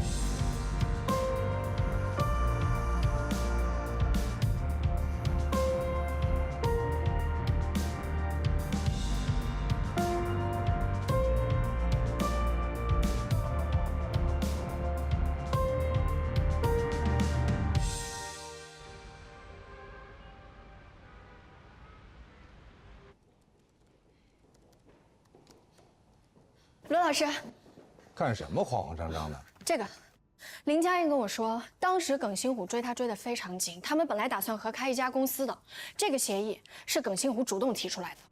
这是一份入股协议。没错，根据这份协议，林佳印和耿新虎打算合开一家公司，他们的注册资本一共是5000万，林佳印占5%的股份，也就是250万。这么重要的事情，你为什么不早跟我说？因为他之前也没告诉我。我之前就跟你说过，他对你有所隐瞒，你偏不信我。我也问他了，他跟我解释说他不是有意隐瞒我们的，是他自己都忘记了签过这样的一个东西。他忘记了？那你有没有问过他还忘记了什么？那些就先别管了，就光这份入股协议本身就非常非常有问题。您想想，5000万的注册资金，5000万，如果真的有这5000万的话，他们怎么可能还会缺林佳印这套房子呢？他的这套房子根本就贷不到几个钱。从民事法律关系上看，对方起诉林佳印有证据，可以申请法院直接执行，但是林佳印起诉对方诈骗，缺少证据。龙斌用的是真实身份证和真实姓名，有走账记录，还有他林佳印的签字，形式上是完备的。这是典型的恶人先告状。但是对方证据确凿，因为他们打从一开始就准备好了要打官司，所以他们的证据链条是完整的。他们是一个团伙，他们合起伙来去骗林佳印，有人扮男朋友，有人扮投资人。他是弱智吗？他是受害者，他还不如是弱智呢。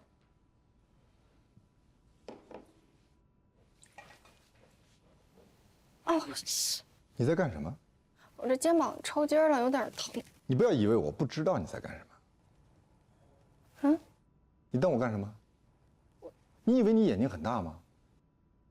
我告诉你，你最好想办法证明他是弱智，或者他精神有毛病，这样我们的胜算还能大一些。罗老师，这事儿真的不能怪他，他面对的可是一个团伙。怎么证明？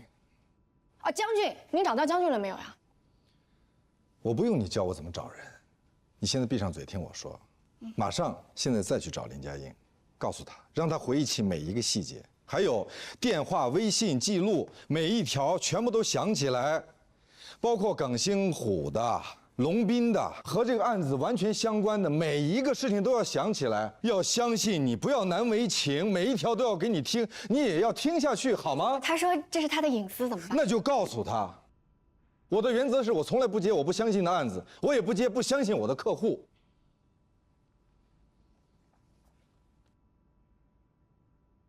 怎么了？牙齿也不舒服？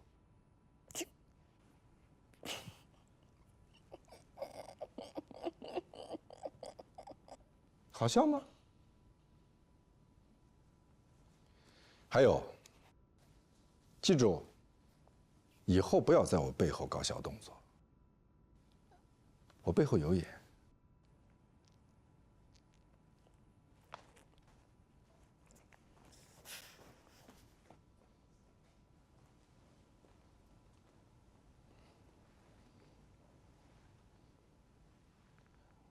严格来说，青春损失费属于民间说法，当事人关于青春损失费的主张，也是很难得到法律的支持的。那你什么意思啊？你是说我跟任小年白白在一起这么多年，他送给我的房子，现在分手了，我还得还给他，这不是鼓励男人不负责任吗？如果你和男人谈恋爱，法律支持在分手以后，男人给你一套房子作为补偿，这不是变相支持男人包养女人，对吧？沙女士，你先别生气，我刚才可能措辞有点问题，我马上给您处理事函，您先坐。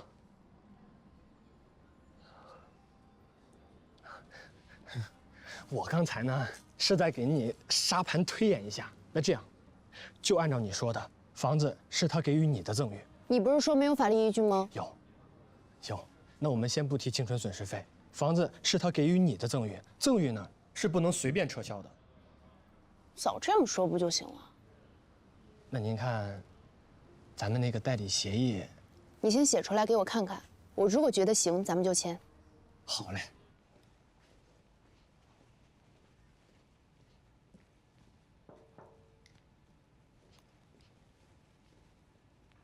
给你的独家配方。有事儿找我？你忙吗？还好，你说。那我就长话短说了，我是我姐的助理，但是她手头上没有什么案件。你要是有其他的小案子呢，自己忙不过来的，你可以给我来做。可以啊。那个裘皮大衣丢失的快递案，是不是快开庭了？你对那个案件感兴趣？好啊，你去找黛西说。好的。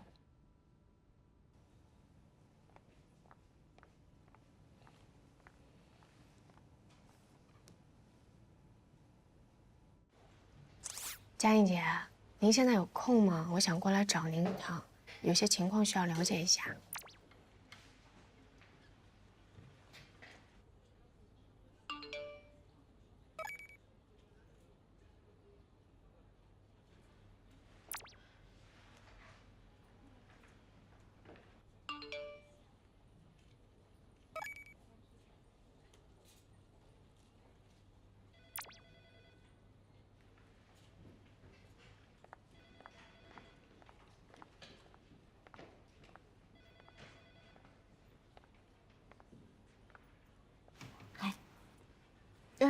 嗨，还没下班呢。我要去见一个当事人，很讨厌的当事人。你怎么知道的？都在你脸上写着呢。亲爱的，罗宾让我告诉你一下，那个快递丢失案交给我做。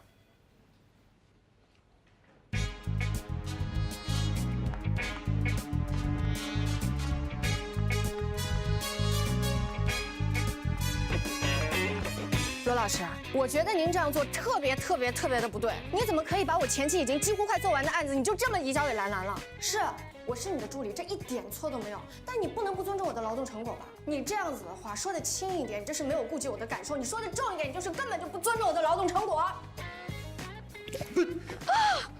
哎呀，对不起。说完了。那我来总结一下。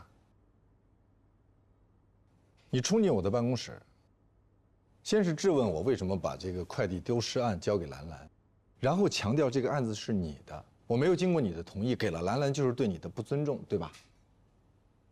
好，那我们现在来明确一下。首先，这个案子是我的，不是你的，因为你不具备独立办案的资格。其次，我们现在律所有非常多的案子，需要投入大量的人力和精力，尤其是林家映的案子。按照我的原则，我是不会接的。但是按照你的原则，我接了，本着对客户负责任的态度，既然接了，就要全力以赴。所以说，放手一两个前期准备工作做完的案子给需要案源的同事，这有什么错呢？再说了，你没有经过我的同意，擅自做主接待了与本所存在利益冲突的案子，这怎么算呢？我已经跟莎莎说了，我们不能接受她的委托。然后呢？我事先并不知道她找我过来什么事儿，她在电话里也没有告诉我，所以我还以为是跟她个人或者是她亲戚朋友出了什么事儿。我真的不知道这个事儿跟任小年有关系。那在你知道了跟任小年有关系之后，你做了什么呢？我就让他去找别的律师了。没有给他推荐别的律师吗？他求我。我问你的问题的重点是你有没有给他推荐别的律师，而不是他有没有求你。范小天，真是有爱的行为。小金刚刚接到法庭的电话，通知他下礼拜开庭。你跟小金商量一下，就说我给他推荐一个全球排名前10法学院毕业的律师。你不亲自出庭吗？你现在就去跟兰兰交接一下。去啊！好。怎么回事啊？我忽然有点崇拜何塞，因为他的助理从来不敢跟他对抗。他是怎么做到的呢？你也经常会说何塞，如果他找的人连他都不敢对抗，那怎么期望这个人去和邪恶对抗？没错，我还记得何塞非常生气，说我羞辱了他。因为你把他和邪恶相提并论。有的时候正义也会和邪恶相提并论，比如正义终将战胜邪恶。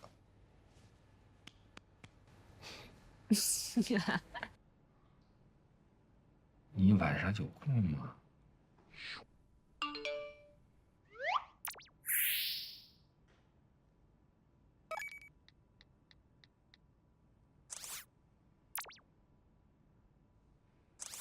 我陪你衣服，我陪你衣服。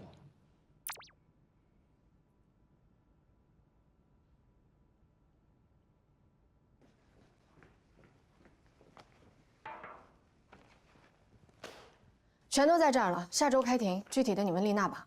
谢谢啊。有空一起吃个饭吧。不了，我有事儿。我还没说什么时候呢。不管什么时候，我都有事儿。你好像一脸的不高兴。我确实不高兴。是因为我抢了你的案子吗？你说呢？我就是随口跟罗宾说了一嘴，我也没想到他那么快就答应了。你当然想到了，你要是没想到的话，你就不会张这个口了。那你要是不高兴的话，那我把它还给你喽。不了，我还有别的案子呢。那你要是需要我帮忙的话，随时哈。谢谢你啊。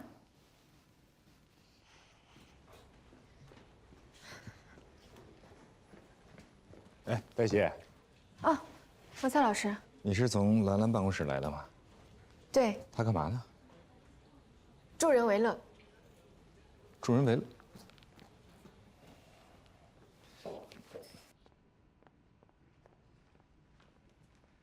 你刚才没有回我微信，所以我就过来了。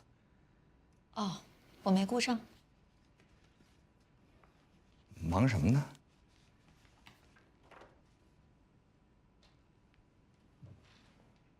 这不是那个快递丢失的案子吗？嗯，罗宾把那个案子给我了。给你了。我毛遂自荐。其实，我那儿也有很多的案源，如果你要喜欢的话，我可以跟你分享。谢谢。啊，那个，你刚才说关于损害你衣物的事情怎么赔？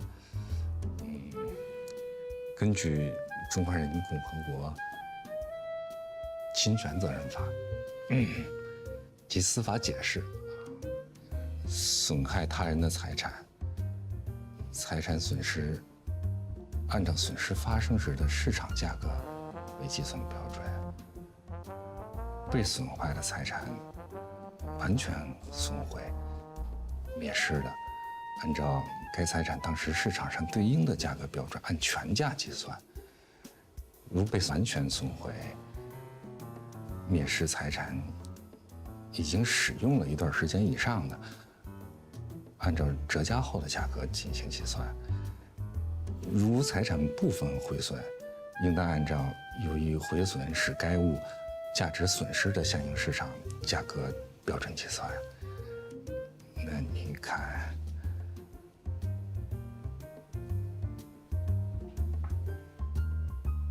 何塞律师，您不能根据侵权责任法对我进行赔偿。那我应该依据什么？我记得刑法里面有那么一条，故意损坏公司财物，涉嫌以下情形之一的，应以立案追诉：一、造成公司财物损失5000元以上的。你这件衣服5000元以上吗？根据北京市高级人民法院、北京市检察院、北京市公安局关于8种侵犯财产犯罪数额认定标准的通知，故意损坏财物罪，数额较大为5000元以上，数额巨大为5万元以上。您刚巧够上了数额较大的标准。我不是故意的，我是过失。你就是故意的。我真的不是。你就是。我不是。那我总得有犯罪动机，对吧？你没有吗？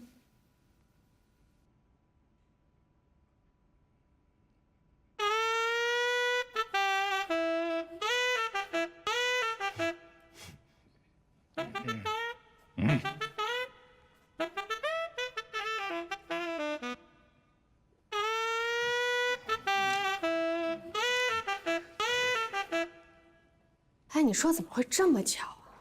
都是被骗了房子，都是富强公证，而且还都是同一个受托人。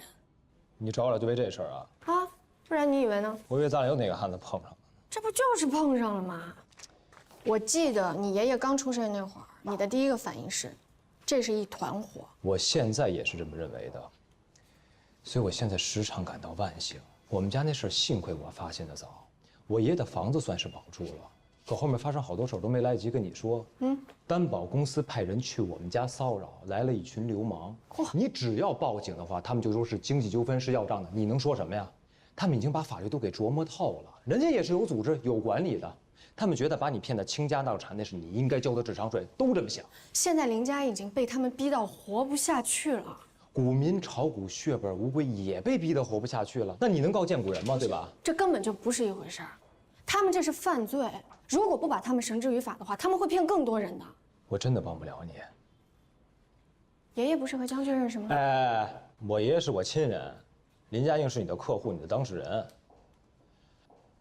行了，别管了。那今天晚上我去看看爷爷呗。我们现在不住那儿了。啊？惹不起还躲不起啊？房子是保住了，他们老来人骚扰啊。我在安居客上找了一间房子，我们暂时先搬过去了。那你现在住哪儿啊？我晚上约了事儿。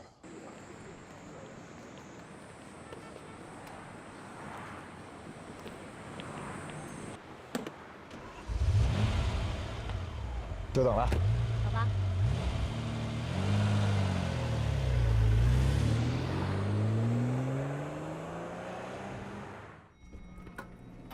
厉大姐，你怎么又回来了？手机忘了。哎，那是上的电梯。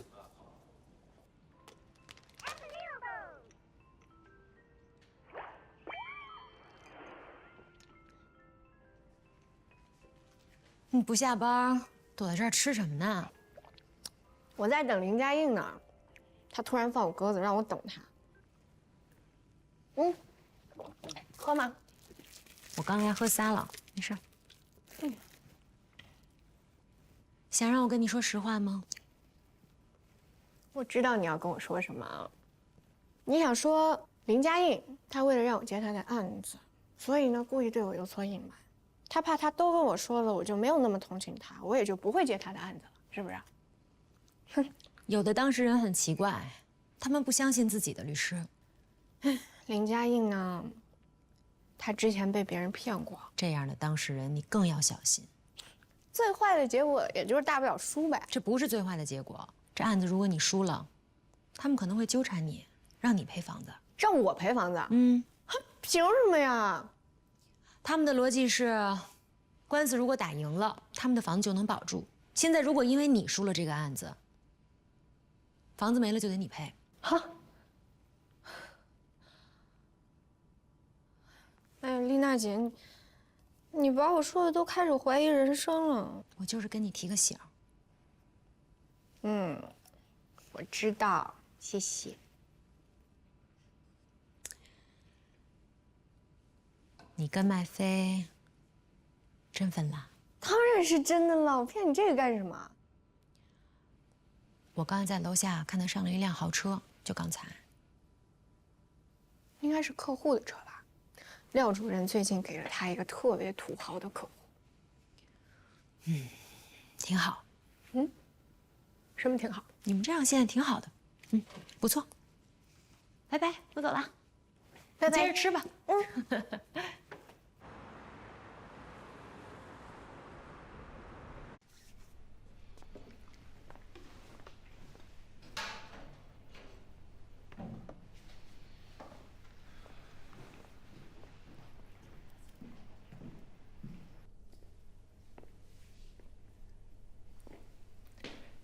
罗宾律师，您是？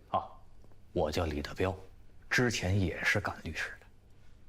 我们之前见过吗？我现在早不干了，干律师太辛苦了，而且没回头客。您想啊，谁家成天到晚打官司？除非是犯罪团伙，那业务量可以，常年有。今儿这个兄弟进去了，明天那兄弟出来了，今天这个抓了，明天那个判了。普通老百姓，赶上一回打官司，找您打，您要是给人家打输了，那得天天到律师所去闹去。就算是赢了，那也是一锤子买卖，业务量不行啊，对吧？那既然不干了，现在主要是讨债。我有个客户呢，正好跟您有点关系，想托我找您谈谈。您是他的律师，找我谈，那就别在这儿谈。明天来我律所。哎呀，我一看见您呐，就看见当初的我。我当初跟您一样，特别有正义感。就是后来呀，出了一起交通事故，医院住了半年多。你想干什么呀？没想干什么呀，我就想跟您聊聊。哈哈，您要是忙，我就不打扰您了。啊，这是更衣室，没监控，您放心。我是好心。怎么回见？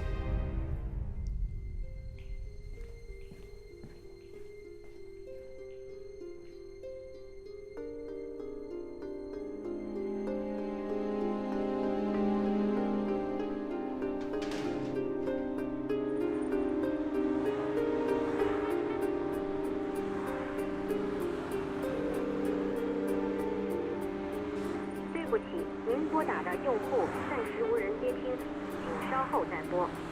黛西办公电话。Siri 没有找到黛西办公电话。黛西。对不起，请您再重复一遍。黛西。是要给黛姬打电话吗？你才待机呢。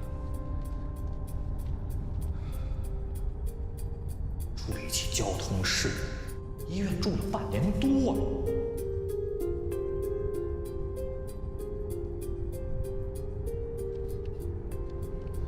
麦飞电话。好的，给麦飞打电话。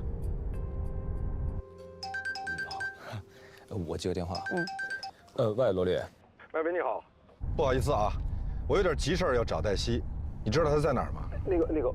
我，罗丽，我这边有事儿，我等会儿回给您啊。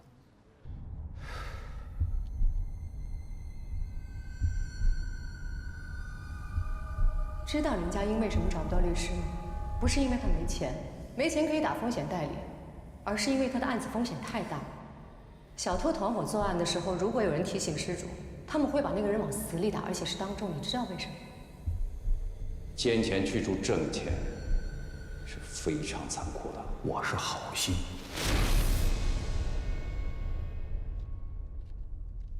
丽娜电话。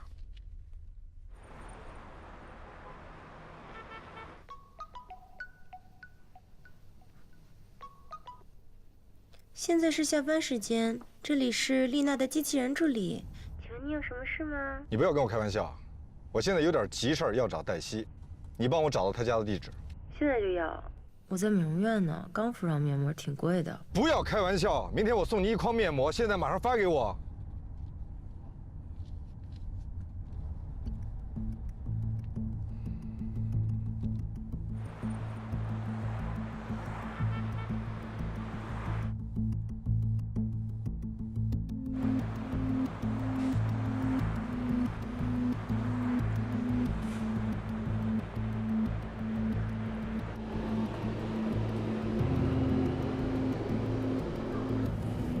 九龙山站，九龙山 Station。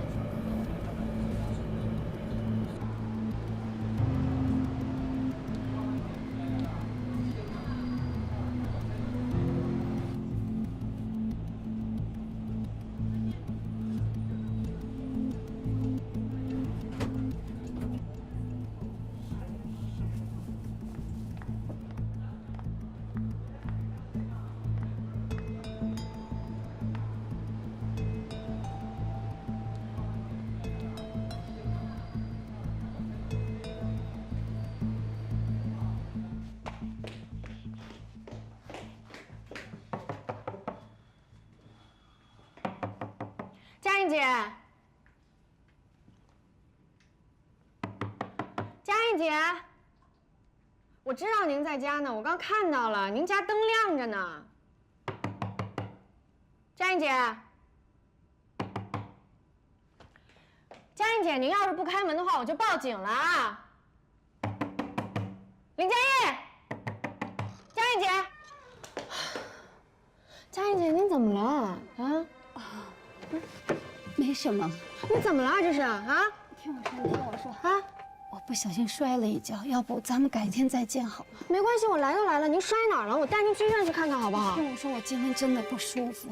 没事儿的，哎，我带您去医院去看看。你先让我进来吧，您到底是怎么了？这是为什么脸会肿成这个样？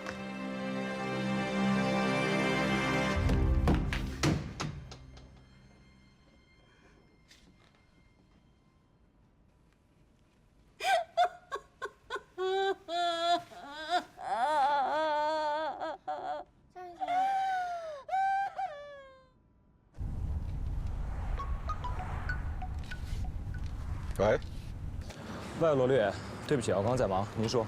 我有点急事儿想找黛西，但是她电话一直没人接，我想问问你，她有没有其他的联络方式？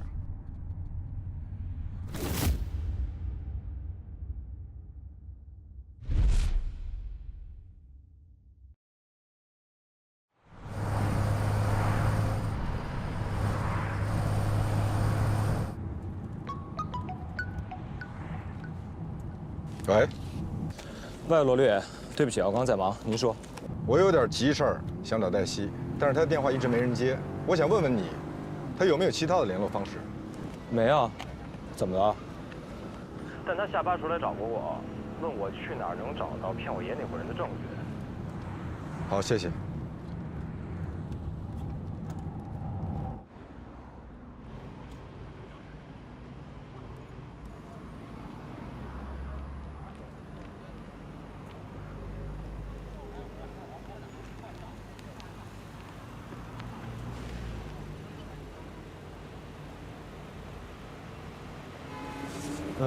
对不起，我得临时回趟律所，我那边有点事儿。我送你。不用了，那什么，电影算我先欠你。那我走了啊。慢点。拜拜。他们把房子挂到网上去卖，有买主看上了，就来看房。我就跟他说了实情了，然后马上就来了一大群人，堵在门口，又打又骂的。您应该把罗宾的名片给他们，就跟他们说，如果有什么事儿要聊的话，直接跟您的律师聊啊。我跟他们说了，也给了，他们骂得更凶了，你不知道呀。那您为什么不报警呢？啊？我报了，警察来了，他们就跑了。他们还说，他们就不信警察能住在我们家。知道我一点尊严都没有，丢人呐！他们打我骂我，我一点证据都没有。我说他们打我骂我，他们说是我坏人变老了。佳颖姐，这样，明天我过来，我在您门上装一个摄像头，连在我的手机上。如果他们再敢过来骚扰您的话，咱们就报警，给他们抓起来。我不想活了，我真不想活了，你们谁都别劝我了。我的孩子也在数落我，你知道吗？我活在这上还有什么颜面呢？佳颖姐，您听我说啊，您千万不能去寻死，不能有一点点贪念。当时成立公司，我只要了5%的股份，我就想出门见朋友能够给递张名片，说自己也是有公司的人。你说说看，都是为了这张脸呀！哎呀，行了，哎，行了，佳颖姐，我活着什么意思啊？我。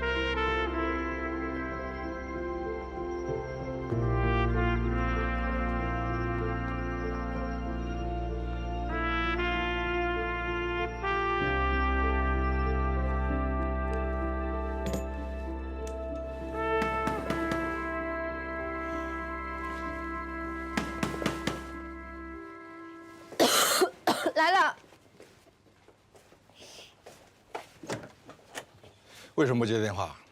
哦，我手机没电了。为什么不充电？我才发现我手机没电。以后手机不许没电。您来找我，就是为了跟我说手机不许没电的吗？还有，以后不管谁敲门，不要随便开门。哦。关门啊！哦，那个林佳映的案子。林佳映的案子不归你管了。为什么？不为什么？您这样做不公平。有什么不公平？我是你的老师，你是我的助理，而且你没有律师证，你不能出庭，所以没什么不公平，是你没资格。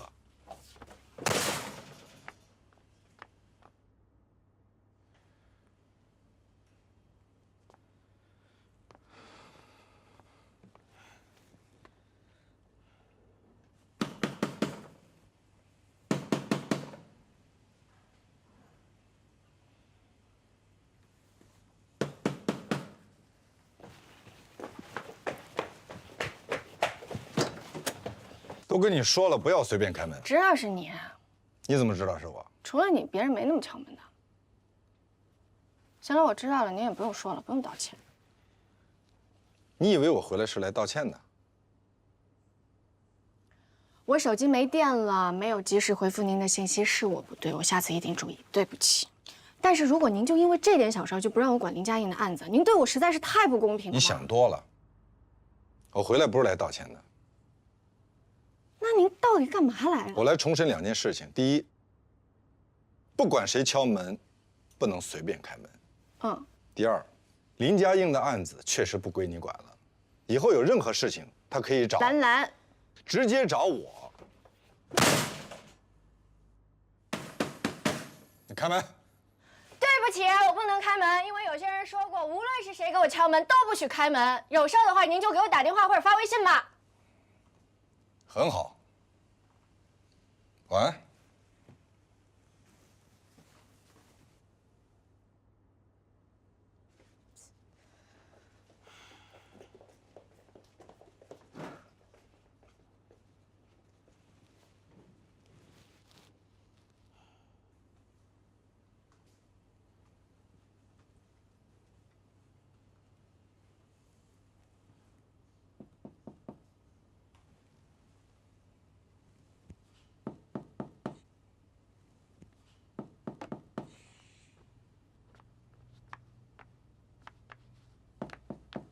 来了。说了几遍了，不要开门，你记不住吗？记住了。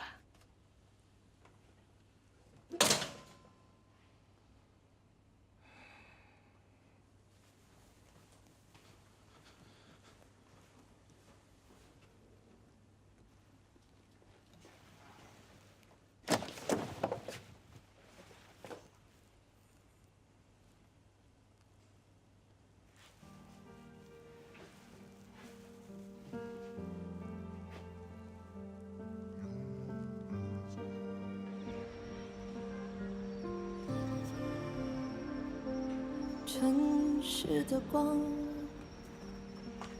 霓虹的想象，此消彼长，真相被隐藏。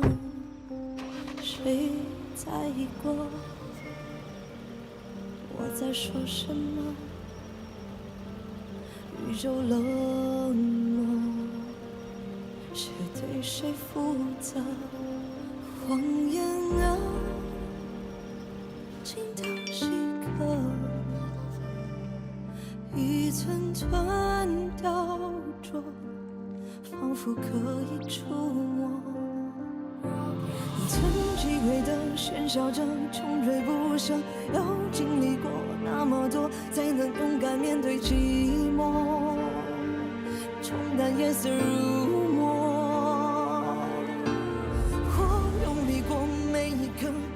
快乐，我还是我，把伤痛写成一首热烈的歌，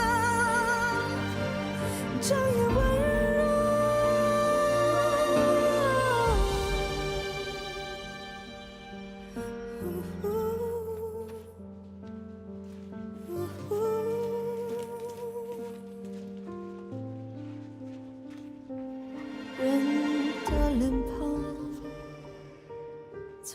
摆两张，交替闪躲，没人不善良。我失去的和错过的，像不速之客，考验我的脆弱。曾击溃的喧嚣着，穷追不舍，又经历过这么多，才不枉费一场火锅，留下一笔浓墨。我用力过，每一刻都要快乐，我还是我，把伤痛写成一首让人的歌，绚烂的。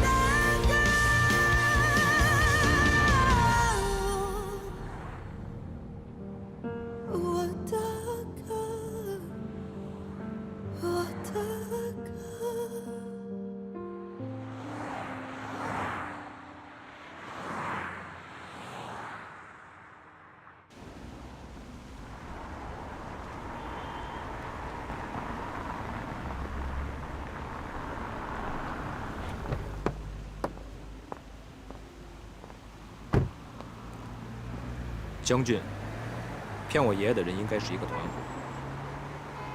黛西一直在管我要，我没给他。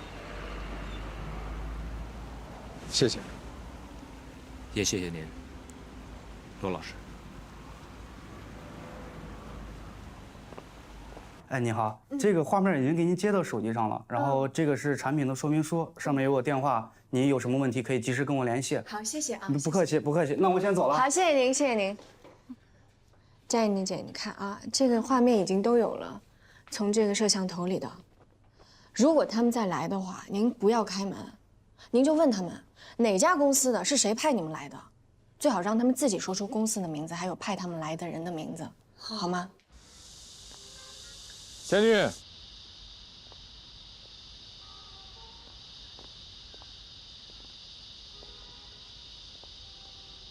我不认识你们，没关系，我们认识一下。我叫罗宾，林家映的律师。你能给我们讲一讲你当初是怎么伙同他人，给林家映设套做富强公证的吗？我听不懂你在说什么。我叫麦飞，我爷爷叫麦志高，是你骗我爷爷做的富强公证，想起来了吗？我不认识麦志高，是不是你们找错人了？我们来找你，是想给你一个机会。我们可以陪着你去自首，也可以为你做辩护，争取从宽处理。如果你的同伙敢在你前面去自首，那你就惨了。先看看这个吧。关于依法严惩套路贷违法犯罪活动的通告，主动投案自首，承认自己罪行的，可以依法从轻或者减轻处罚。在此规定期限内拒不投案自首，继续为非作恶的，将依法从重惩处。将军，妈，你怎么在外边说话呢？哦，没事，两个朋友随便聊两句，你先进去吧。屋里聊吧，外边太热了。没关系，阿姨，这是我的名片，您收下。我们是律师，如果有什么需要的话，你可以随时找我们。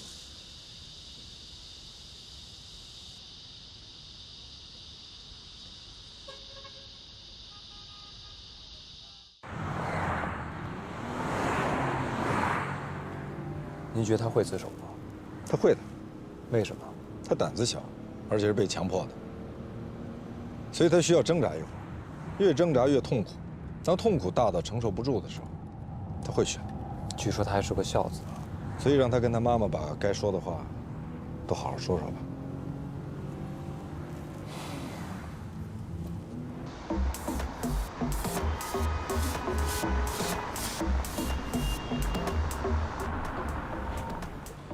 你在车里等我，我陪你一块儿去。老板别熄火，随时准备报警。加油！加油！加油！加油！加油！加油！哎，干嘛了？我是律师。你恐怕很快就有牢狱之灾。这是我的名片，请收好。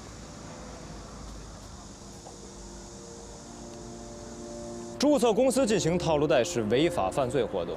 你们当中有一些人是通过正常招聘来这里上班的，我想你们一定想知道，在套路贷公司上班算不算是违法？会不会被判刑？如果你们有这方面的需求，随时向我咨询。嘿，你们干嘛呢？啊，音乐怎么停了？玩呢？怎么回事？我们是来取证，还有什么普法宣传啊！看好了，反套路贷啊，法在身边，普法宣传，进社区了。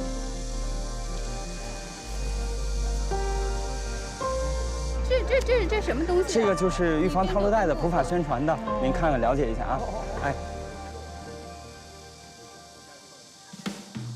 经亲友规劝陪同投案的，或者亲友主动报案后将违法犯罪人员送去投案的，均视为关于防范套路贷的一些知识。是什么呢？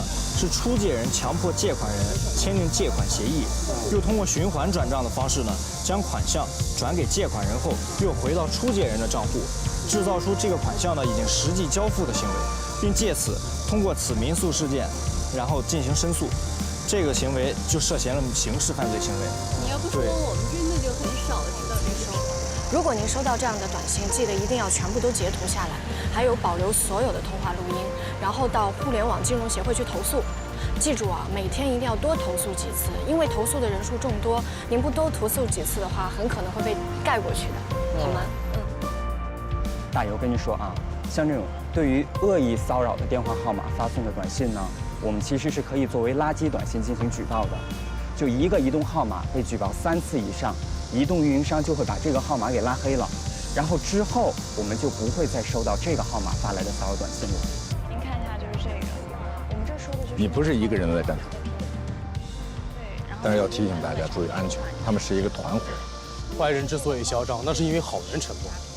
坏人都合起伙来组团干坏事了，那我们做好人的也不能单干。既然他们是团伙，那我们就是团队。他们是团伙啊，他们这叫勾结；我们是团队，我们这是团结。您好，我们这里是普法宣传，也可以看一下我们这个宣传册。我跟您说一下，如果行，谢谢。如果说因为有人给您发或者来，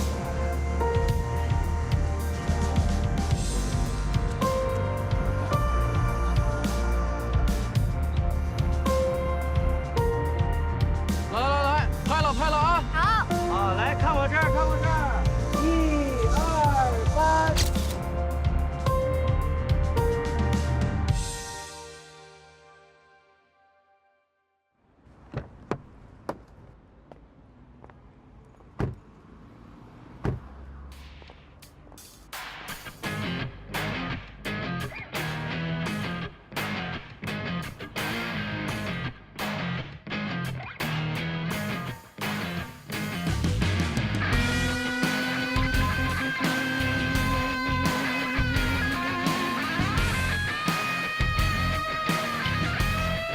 堵着门不让我出去，也不让别人进来。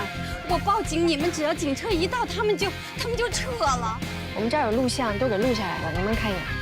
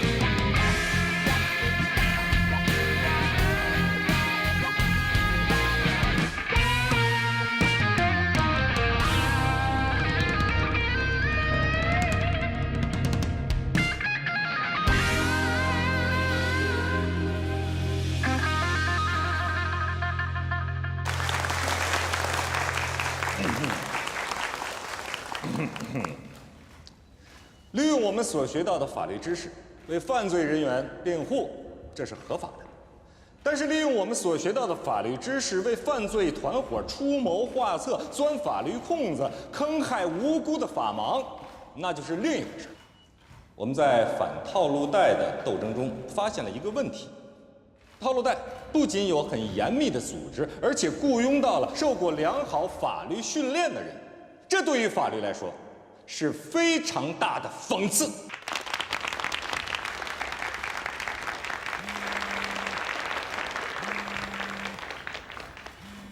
是默然忍受命运暴怒的无尽，还是挺身反抗这人世间无涯的苦难？这两种行为，哪一种更高贵？我们作为法律人，选择了这个职业，那么就要挺身反抗这命运的毒箭，给普通人以公平正义，这是我们的使命所在。现在可以了，您说吧，怎么了？我呢有点不舒服。他们把我送到医院里来了，大夫说得做个检查。啊，得有人签字呀。菲菲呀，今天太忙，我不方便打扰她。下面有请麦飞律师上场。同学，你好，你好，谢谢，谢谢你，继续努力。好，有请麦飞发表获奖感言，有请。您告诉我您在什么医院吧，我现在马上过来一趟，好吗？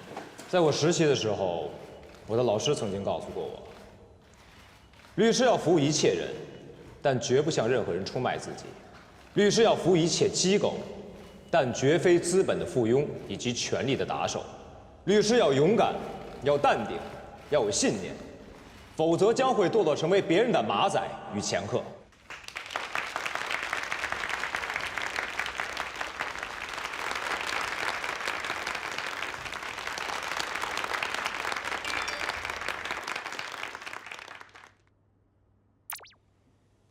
我的这位老师今天他并不在场，但是我今天所获得的荣耀应该属于他。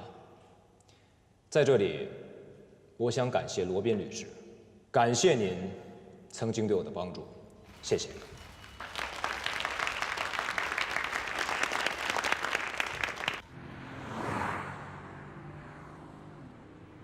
你跟刘景明怎么说？你们还在吃饭吗？你们吃完饭咱们联系一下，我等你电话。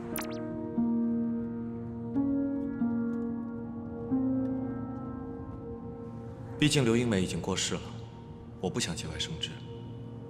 我真的觉得刘英美挺可怜的，何必要是来问我，我就说我都跟你说了，让她还是去问你。我是什么都不会跟她说的，但是我觉得你最好也别把我跟你说的这些告诉何必，她会受不了的。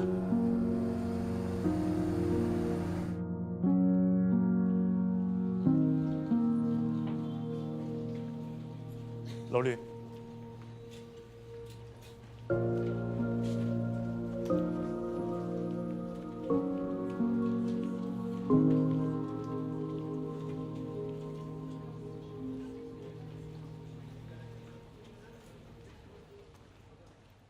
什么都别问。是午饭吃的不愉快，还是和你共进午餐的人点了你讨厌的菜？这个讨厌的菜叫真相。你不知道该怎么把这盘菜端给何必。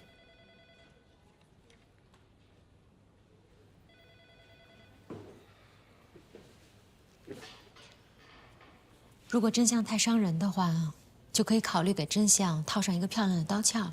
这是我说的。对，你还说过，真与善之间，善比真更重要。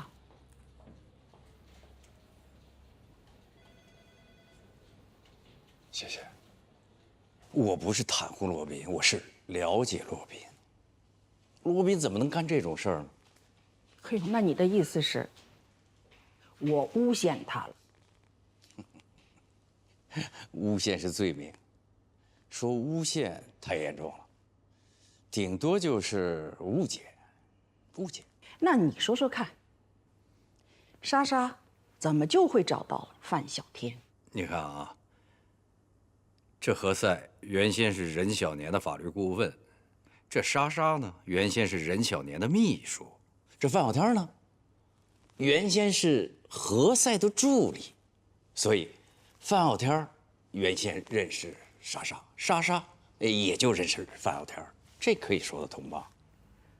如果我没有100%的证据，我是不会来找你的。你可以把证据交给我，由我来判断证据的真实性和关联性。顾杰告诉我的，范有天是顾杰的手下，范有天要签任何的客户，顾杰都要过问。顾杰问了他，是范小天说，罗宾给他指派的。罗宾的助理。你看，我说什么来着？不会是罗宾吧？罗宾根本不会做这种事啊！明明知道这任小年是你的客户，还让莎莎去给他找麻烦，这不可能的事儿。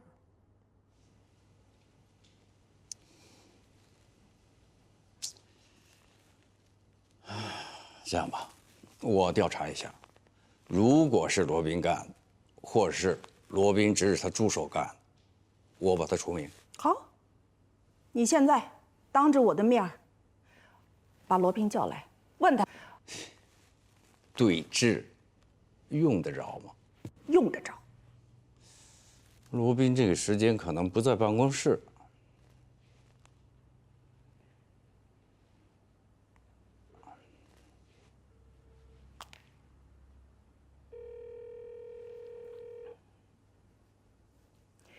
喂，罗宾。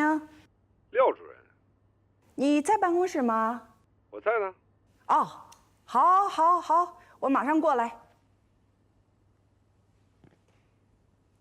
走吧，你的爱将在办公室呢。你说罗宾在？在。什么事儿？咱们老大和廖老大正在向你报告。我知道。你知道什么？他们正在冲我健步走来。你到底做了什么事儿啊？他们俩要一起来找你。我跟你讲个笑话啊。邻居家的阿姨来找小明的爸爸告状，小明的妈妈问小明：“你犯了什么错？”小明说：“也许是爸爸犯了什么错。”来了。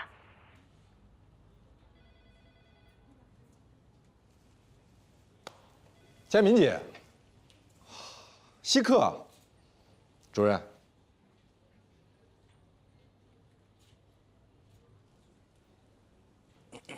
坐。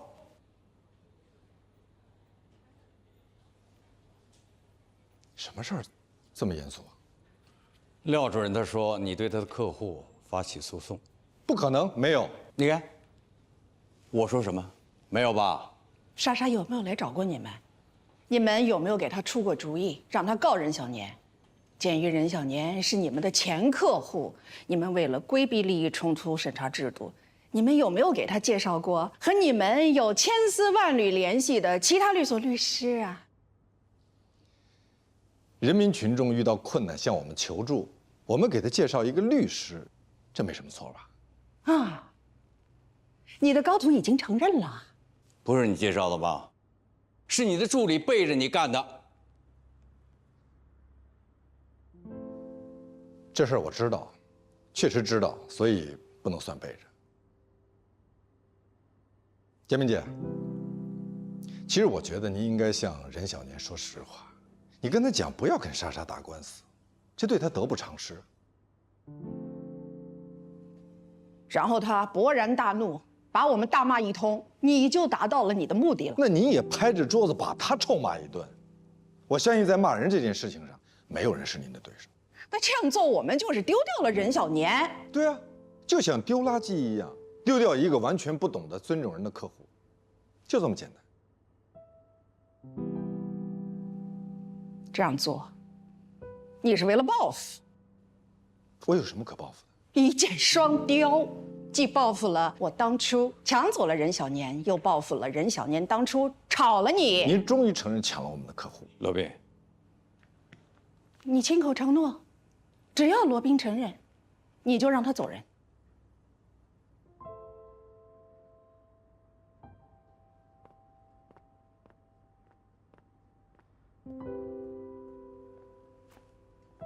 你可以写你的辞职报告了，啊！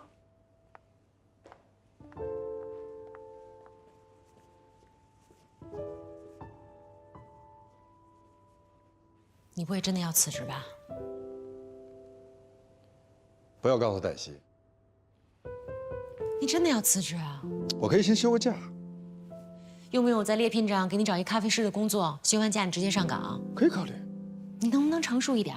我可以成熟2点。好，你说。廖佳敏之所以选择今天来找冯主任，他就是不想把事情闹大。你是说他出门先看了黄历吗？我是说他知道我们所今天大部分律师都去参加表彰大会了。那又怎么样呢？他这是给你留有余地。我觉得他应该是在给老大留余地。好，我去找他。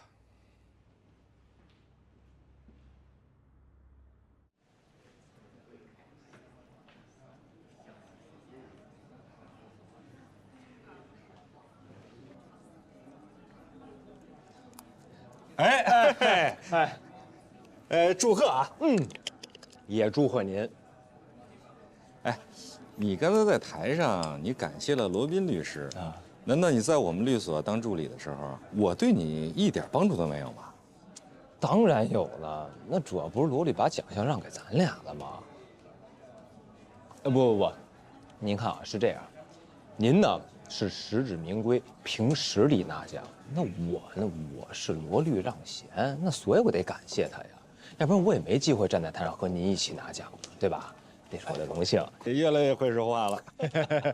哎，那个黛西刚才给我发微信说你爷爷在医院。我爷爷在医院什么时候的事儿啊？就刚才黛西刚给我发了微信。对，在嘉禾医院呢。好吧，谢谢啊。啊，慢点啊。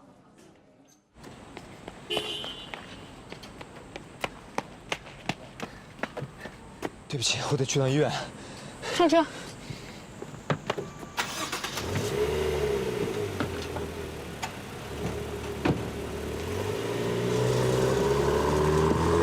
廖主任真的是误会了。莎莎说任小年提出分手，他来找我们，让我们给他出主意。那你也不能管。好，以后不管了。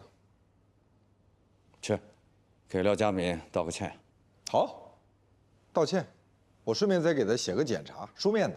我没在跟你开玩笑。他是小题大做，好不好？就当他是小题大做。好，总之您别生气，我去找他就是了。他可能带着你啊，去找任小年解释，你再给任小年道个歉，说我们考虑不周到。那不行，必须行。这是为什么呀？因为你最了解任小年的脾气，他的脾气就是你们给惯的，你的脾气也是让我们给惯的。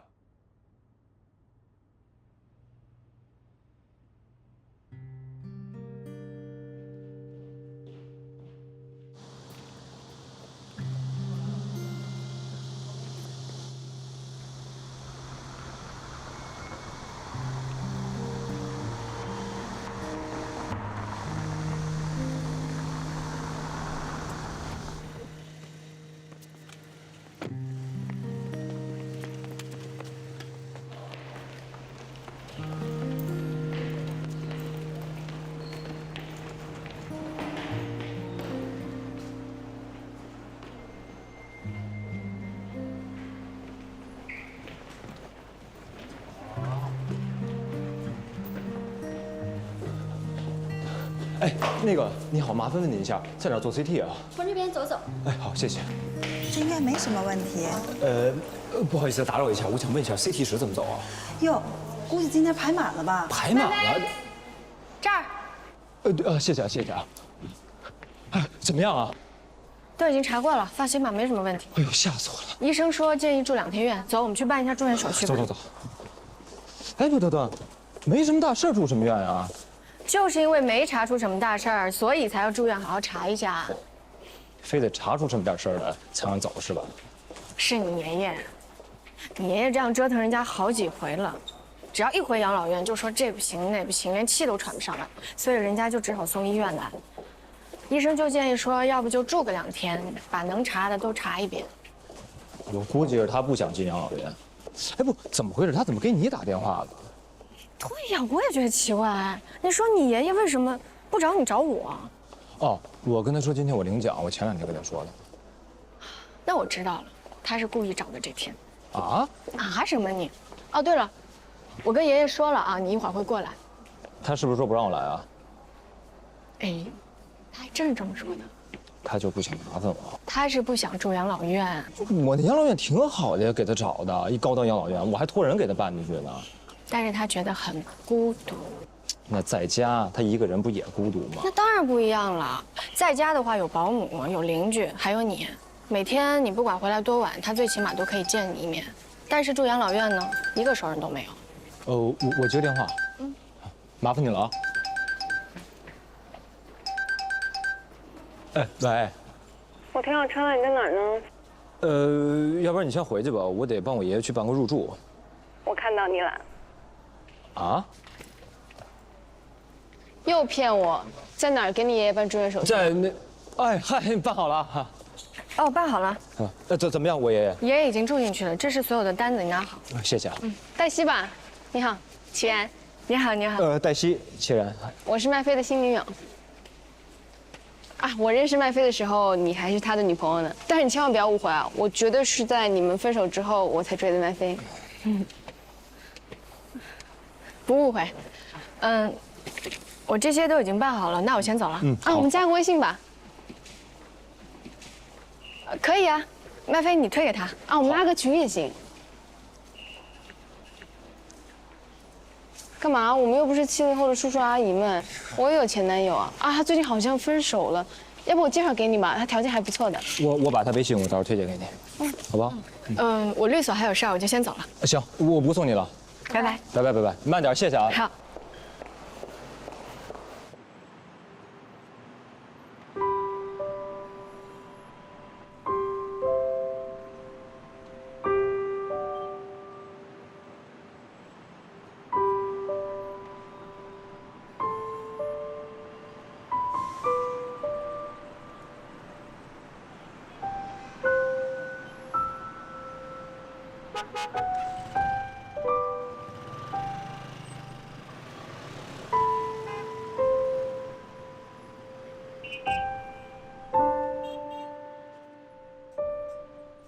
军功章上有我的一半，也有你的一半。那就放我这儿吧。哎，这上面写的是我的名，放置不合适啊。没有什么不合适。何仙姑找你。何仙姑，我姐也叫何仙姑。快给我。就是我姐头像。你不应该动别人的电话，你知道吗？我刚才是要递给你的。那你倒是递给我呀。我姐找你什么事儿？你有2个选项：一，把电话给我；二，我们从此不认识了。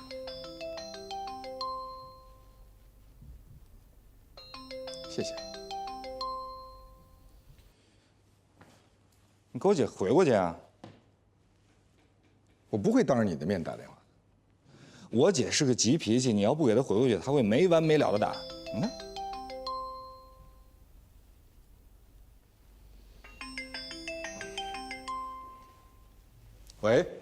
喂，罗律师，你今天中午跟刘景明吃饭了？对，是的。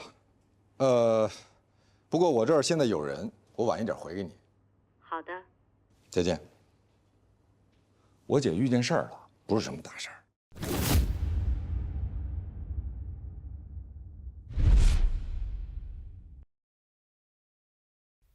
何仙姑找你。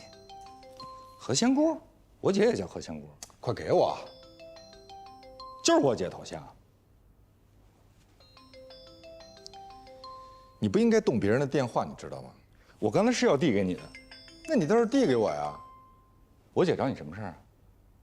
你有2个选项：一，把电话给我；二，我们从此不认识了。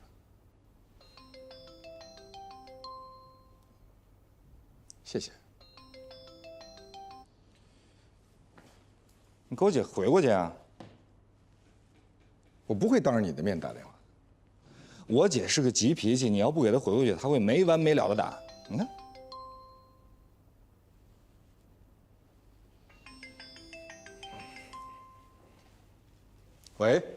喂，罗律师，你今天中午跟刘景明吃饭了？对，是的。不过我这儿现在有人，我晚一点回给你。好的。再见。我姐遇见事儿了，不是什么大事儿，那是什么小事儿？我不能告诉你，为什么？因为我有起码的职业操守。我姐是你的客户，我没有收费。你太过分了！你是说我应该收费吗？你居然不告诉我，你在跟我姐姐来往。何塞，你这玩笑开大了。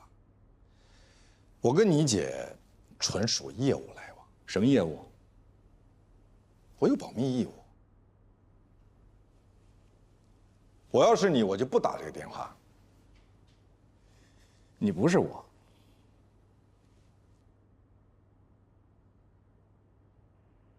喂，何塞，你给罗宾打电话什么事儿啊？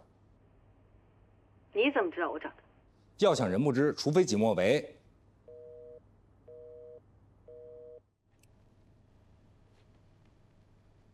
何小姐你好，请您在这里签下字。请问您对我们的植萃焕美疗程还满意吗？挺满意的，谢谢。这是我们公司这个季度给 VIP 回馈的精算小样，您带一份啊，谢谢。我提醒过你不要打电话。她是我姐，她为什么有事不找我，找你啊？我姐遇到事儿，通常也是先麻烦别人。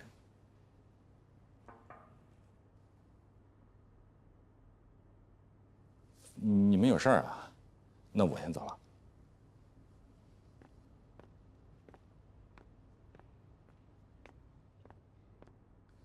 好，等一下见面说。你马上要出去啊？对。晚上呢？什么事儿？急吗？急，一个家族企业的老板。怎么要死了？还没确定。什么叫还没确定？也就是说还没确诊，医生说不知道能否治愈，也有可能碎尸。是需要立遗嘱还是需要？我给的建议是信托，遗嘱太容易被挑战。那需要我做什么？时间紧，任务重，我一个人不太可能。那我可以给你推荐一个人。我这个人不是跟谁都可以合作的。那就晚一点再说，我真的要走了。好，无论多晚，我等你。今天回来的可能会比较晚，已经下班了。那我去你家找你。那你还是在办公室等我吧。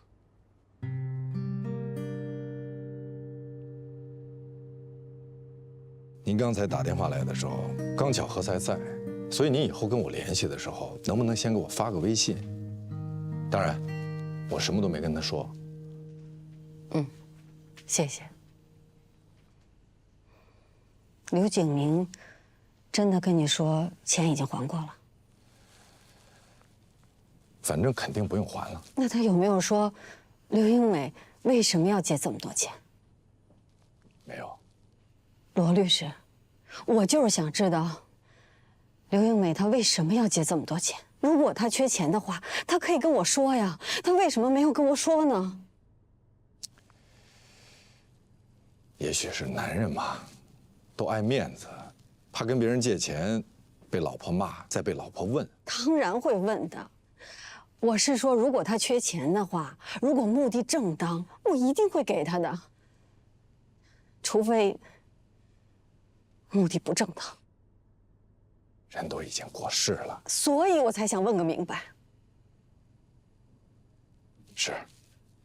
那行，等有时间，我再好好了解了解。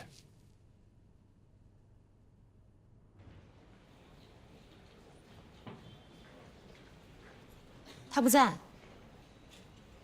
哦，那他什么时候回来？我也不太清楚。你有什么事儿吗？就是有几个起草好的律师函，还有一套诉讼材料，不知道他看了没有？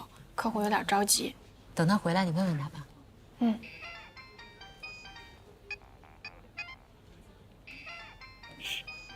喂。哦，我们老大还没回来呢。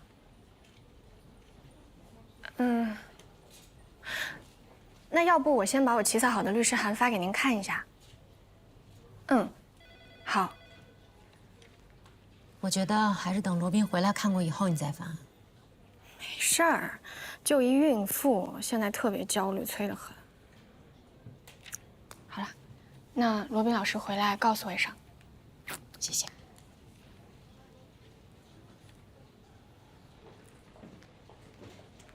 你到底在干什么？我让你发了吗？你就发。我以前起草的律师函也都是一字未改。怎么了这是又？可能是受你影响吧。近朱者赤，近墨者黑嘛。我走之前我就放您桌子上了，我以为您已经看过。我是看过。那您既然看过了，您没跟我说不能发呀？那我也没说可以发呀。以前您但凡没有说不的，都意味着同意。OK， 那我们现在明确一下，以后，凡是我没有明确说同意的，都意味着不。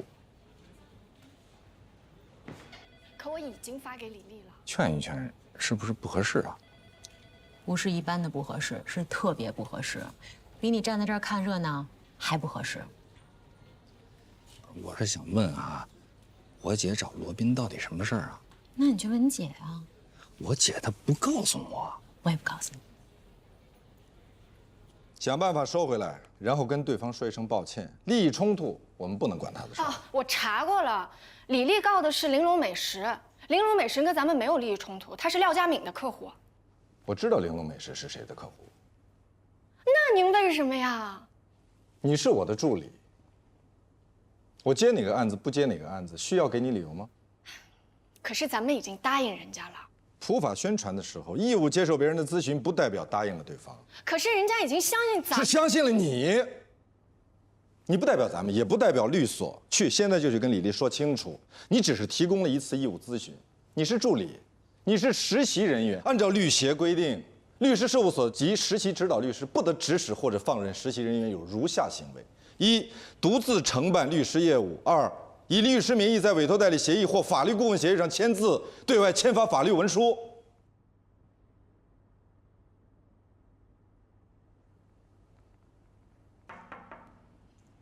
我能进来吗？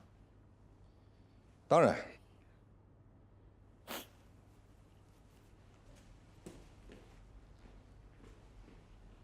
怎么了？没什么，我批评了他2句。那不是很正常吗？当年丰毅说了你2句，你哭得比他厉害。你还记得啊？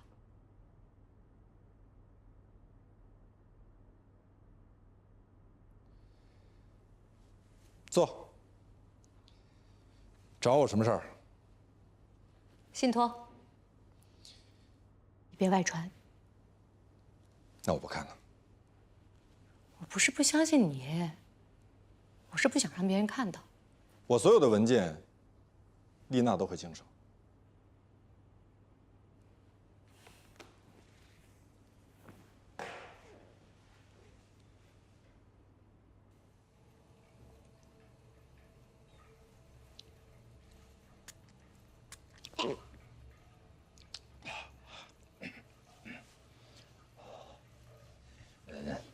丽娜让我来关心你一下。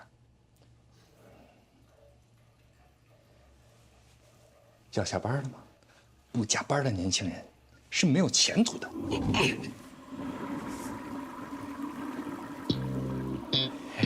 何老师，你都听见了？我听见了。你都听见什么了？哦，不加班的年轻人是没有前途的。老师，我今天打算加班来着。很好。他只有一个女儿，老婆呢，他不太放心，觉得他走了以后，他老婆拿着这么大一笔遗产，肯定会改嫁。当然了，再嫁他肯定也管不着，但是带着他的遗产嫁给别人，还给别人养孩子，这点他接受不了。他女儿一向娇生惯养，也没什么社会经验，不可能管理这么大一个企业。他生怕他走了之后，女儿被人骗得倾家荡产，所以我给他设定了一个家族信托方案，严格设定任何一个受益人获取收益和动用本金的条件。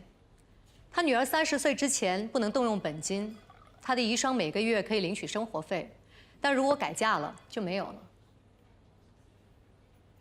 你在听吗？我在听。你说。鉴于他的身体状况，所以我们要尽快进行信托财产尽职调查。你应该去找何塞。为什么？何塞在这方面非常擅长，而且所有的实习生助理都归他差遣。你需要的是一个团队，除了制作信托方案，还有起草信托合同，参与遴选受托人、中介，后续参与财产监管。这么说，你是委婉的拒绝我了？我最近手头上的案子确实有点多。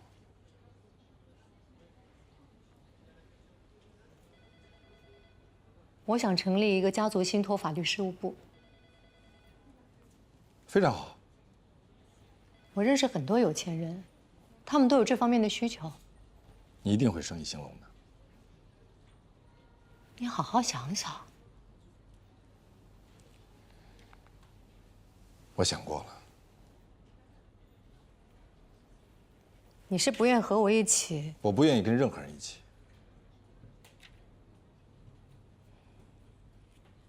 可是我们过去是搭档。很久以前。那是很久以前。非常久。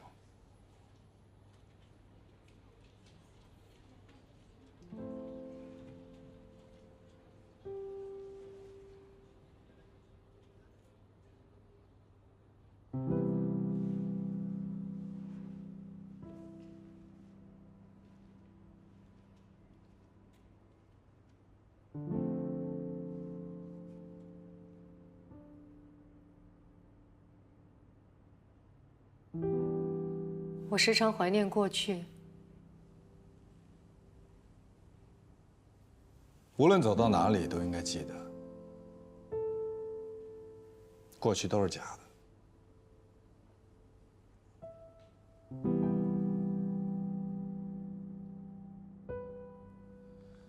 百年孤独，我喜欢这本书。我是因为这句话喜欢这本书。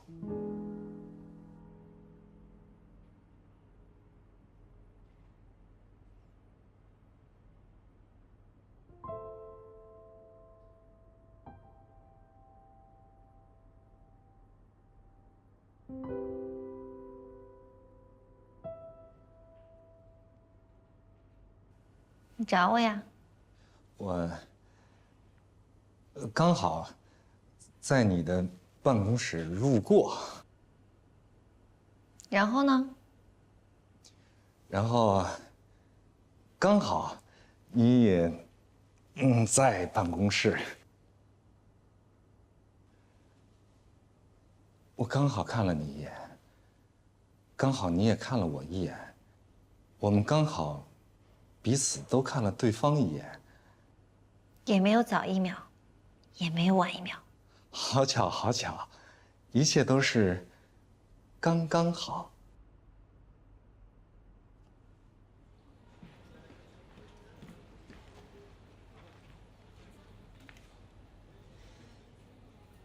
你到底要走哪一边？你不走的那一边。谢谢。You're welcome。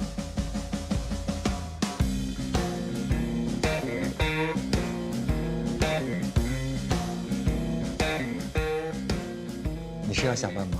是。我也是要下班。我在等我姐姐。我也要等我姐。好巧，你有一个姐姐，我也有一个姐姐，我们都在等姐姐。姐。姐。叫早了吧？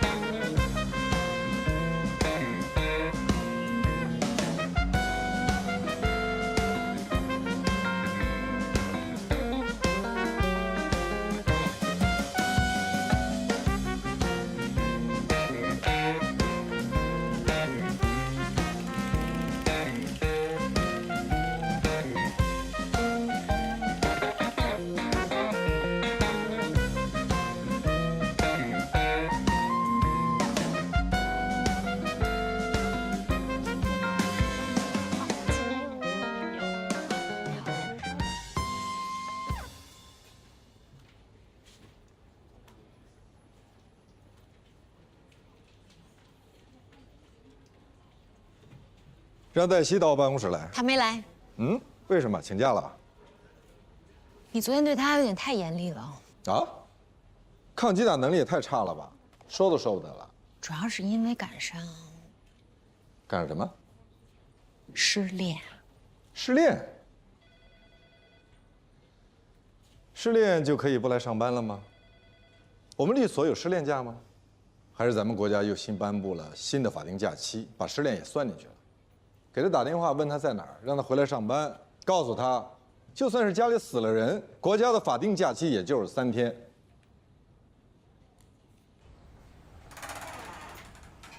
哎，李丽姐。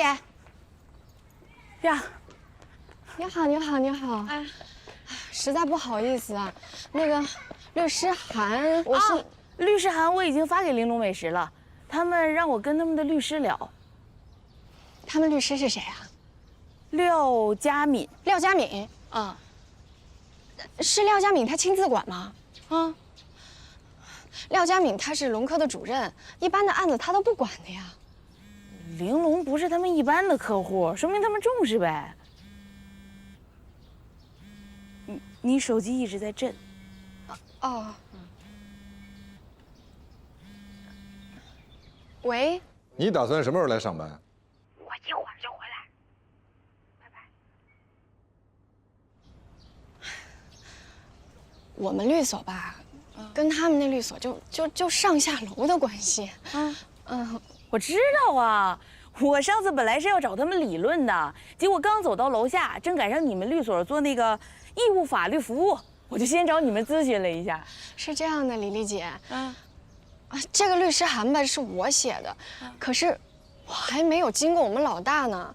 这不大符合规定，因为按照我们律所的程序的话，都是应该我写好律师函，我们老大同意之后，我才能发给您。可是他还没同意了，那天您催得比较急，我就事先发给您了。所以现在这个问题吧，有点严重，我想跟您商量一下。您看这个律师函还有告玲珑美食这事儿，咱们是不是可以再考虑一下呀？有什么样的上司，就有什么样的下属。你的意思，他的目中无人是跟我学的？我是说，你们俩同气相求，惺惺相惜，物以类聚，臭味相投。谢谢夸奖。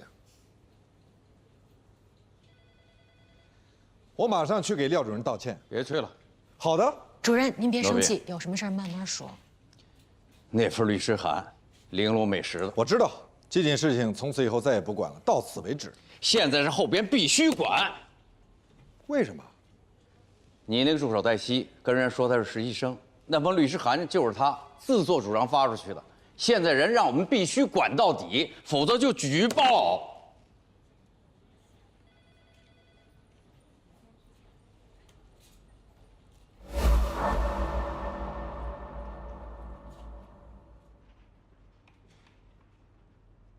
廖主任还亲自过来啊？是啊，想和罗律师探讨一下，已婚女性谎称未婚入职是否构成欺诈。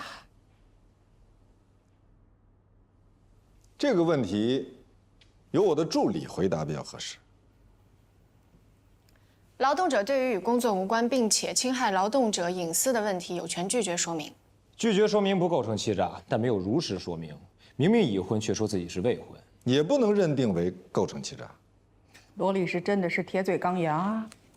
这是李丽女士的员工入职登记表，婚姻状况一栏填写的是未婚。这个是李丽女士求职时的个人简历，写的是未婚。这个是李丽女士的员工入职承诺书，承诺她所填写的内容真实无误，如有不实，承诺与用人单位解除劳动关系，不要求经济补偿。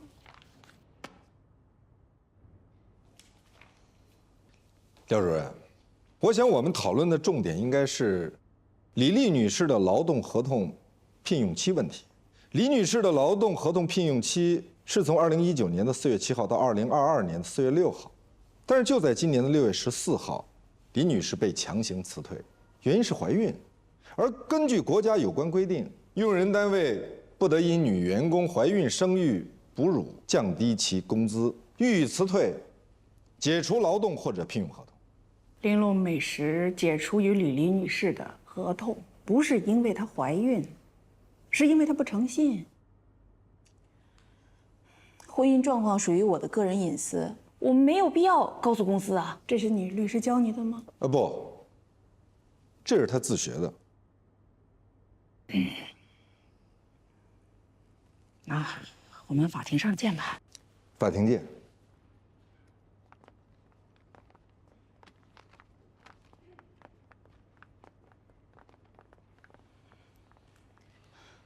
谢谢你啊，罗律师。不客气。但是我强烈建议你和解。为什么呀？我会输吗？我刚才听您说的特别有道理啊。但是你自己知道，你撒谎了，这是不对的。可是如果当初我跟他们说我是已婚，那他们肯定就不会录用我了。在去玲珑美食之前，我应聘过很多地方，只要我说已婚，就都没有下文。那也不是你撒谎的理由。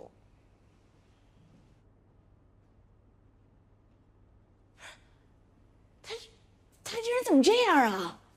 我要投诉他！不是，您不能这样吧？怎么？他这是歧视女性，他这样的人不配做律师。他可是在义务为您提供法律帮助啊！哎，就像你说的，这是他的义务。我学过律师法，人都说了，律师和律师事务所应该按照国家规定去履行法律援助义务。对，你们应该为受援人提供那个符合标准的法律服务，为受援人争取他的合法权益。我是妇女吧，我又是孕妇吧，你们就应该无偿援助。哎，你好好想想吧你。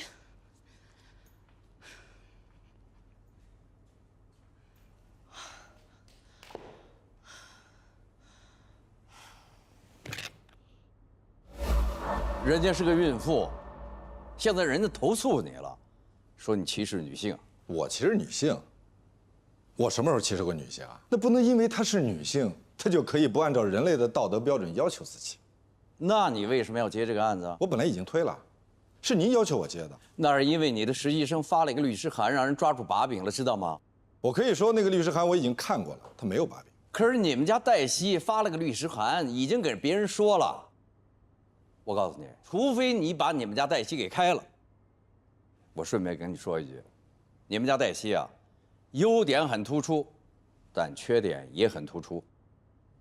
跟您当年评价我一样，缺点显而易见，优点难能可贵。别在这给我打岔，我没打岔。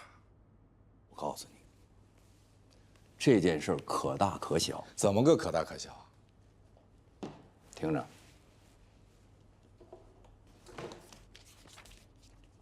听着啊，《中华人民共和国律师法》第50条，律师事务所有下列行为之一的，由社区的市级或者是直辖市的区人民政府司法行政部门视其情节给予警告、停业整顿1个月以上6个月以下的处罚，可以处10万元以下的处罚；情节特别严重的，由省、自治区、直辖市人民政府司法行政部门吊销律师事务所执业证书。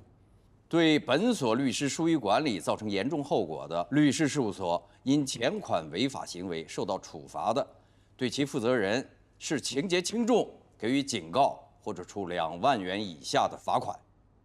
听见了？您别为难。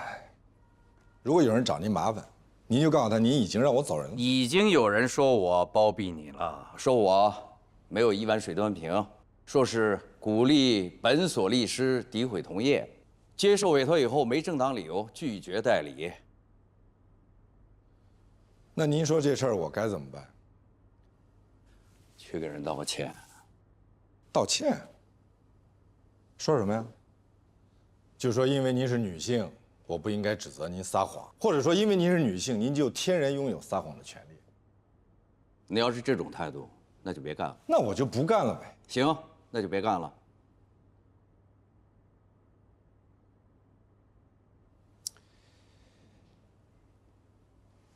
怎么了？就为了这么点小事儿，您就发这么大火？小事儿，发这么大火？我是律所的主任，我要什么事儿都得担着。如果是别人犯这个错误，客户对他投诉，该检查检查，该道歉道歉。哦，轮到你了，我就大事化小，小事化了。你觉得对别人公平吗？我告诉你，罗斌，这会儿你要做检查，不光做检查，还要在律所的例会上公开检讨。检讨什么呀？检讨说，就因为我说了句实话，冒犯了客户，所以以后我也像他们一样，迎合客户，取悦客户。我告诉你，罗宾，让你做检查，让你道歉是给你机会，你不要以为你自己有才华，对律所贡献大，就在这给我掰扯。我没有跟您掰扯，我在给您讲道理。现在的问题是客户不讲道理，你总不能支持那些不讲道理。我是主任，我不是你的背锅侠，我已经对你网开一面，那就恳请您一视同仁。好，一视同仁，那你走人吧。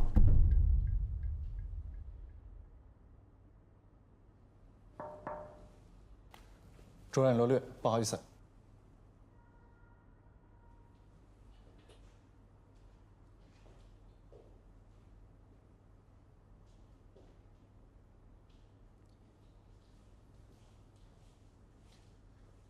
什么事儿？我这儿有一个紧急的事儿找您。你没看见我和罗宾在谈事儿吗？你就不能敲敲门？不好意思，主任，那我过一会儿再来找您。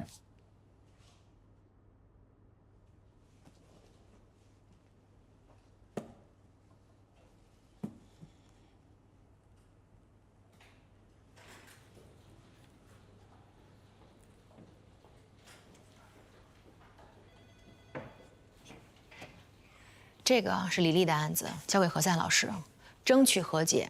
如果不能和解，就打官司，也不怕打。丽娜姐，罗宾老师他，李丽跟封印投诉了，老大给他换了个律师。你也不要内疚了，人生要都是事事如意的话，也少了好多乐趣，你说是吧？丽娜姐，那这件事情对罗宾老师会不会有什么影响？你别想太多了，好好完成罗宾交代你的每一件事情，让客户满意就是帮忙了。丽娜姐，干活去吧。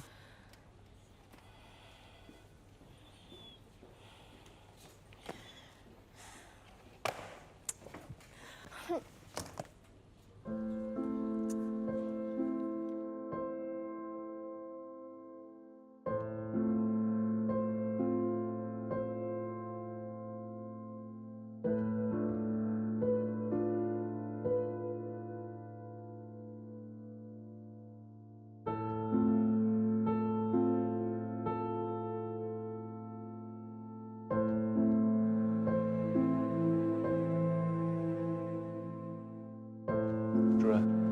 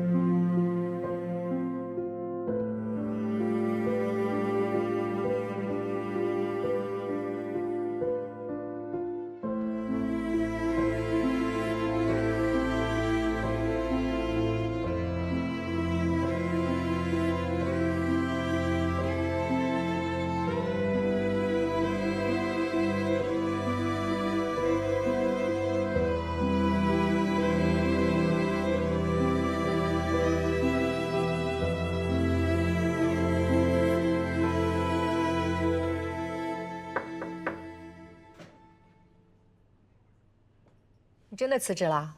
你觉得呢？真好。我跟你跟兰兰，我们3个人创立一个新所，我们3个都算创始合伙人，就供家族信托、财富传承。哎，我研究过了，我们肯定不愁案源。就我们 MBA 金融班一个班里有半个班的同学都有这个需求。不。哎，你是不是怕我还惦记你啊？我需要时间好好想一想，要不要换一种生活方式。无论你换哪种生活方式，黛西都不适合你。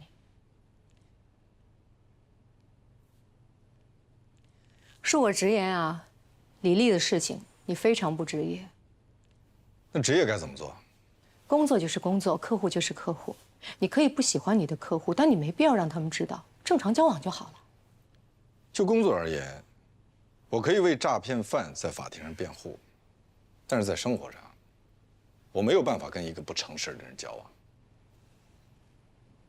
那黛西同学成是吗？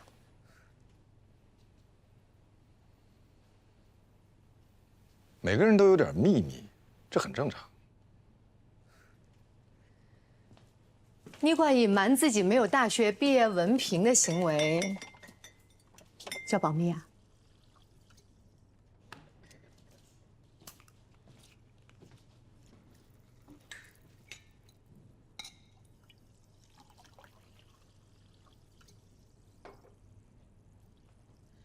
说实话，现在我想要了解一个人的信息并不困难。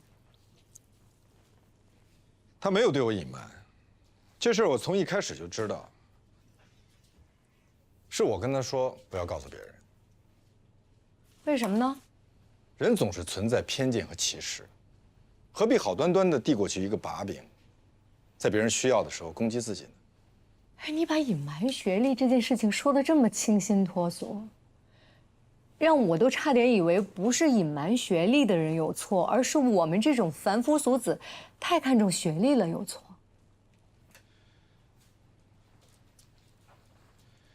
你不会？不会。兰兰都不知道，我跟谁都没说。谢谢。不客气。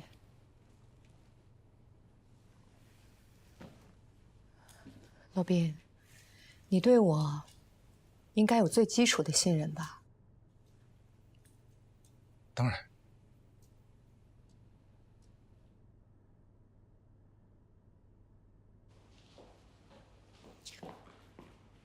主任，您找我啊？来，坐。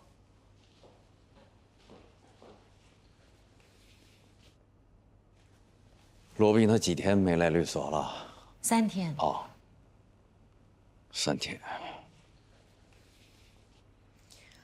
他的客户找他，我都说他休病假了。他的客户找他，应该手机联系。他这几天手机也关机了，所以客户只能打到办公室来。如果说他不想干了，起码他得给他所有的客户打个招呼，他要辞职了。可他并没有这么做。他给自己留了个台阶儿。琳娜，你跟他时间久了，你最了解他的脾气。我去求他是没有用的。懂了，谢谢。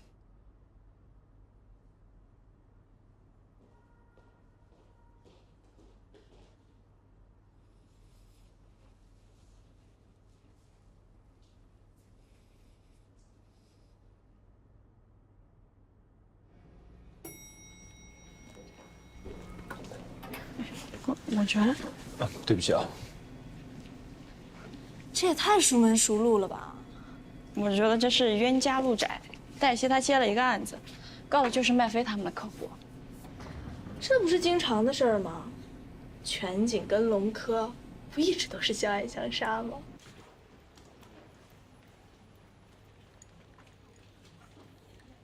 那个你好，黛西呢？哦，他没来。罗律在吗？罗宾啊，他已经好几天没来了，啊，休假了。谢谢。我还是想要跟您商量一下，我先接个电话啊。喂，李丽要求索赔20万，他是在碰瓷儿吗？啊？我现在跟他在一起呢，我不知道啊，什么情况啊？那正好，你就告诉他，我们的客户本打算想让步的，但是他现在这么得寸进尺，那就直接等着法院判吧。还有，我劝你别管他的事儿了，省得给自己添麻烦。哎，还有，他跟没跟你说过他的案子走过劳动仲裁啊？然后直接被仲裁委驳回了。你说什么？仲裁？我上这题先不跟你说了。什么时候在什么地方？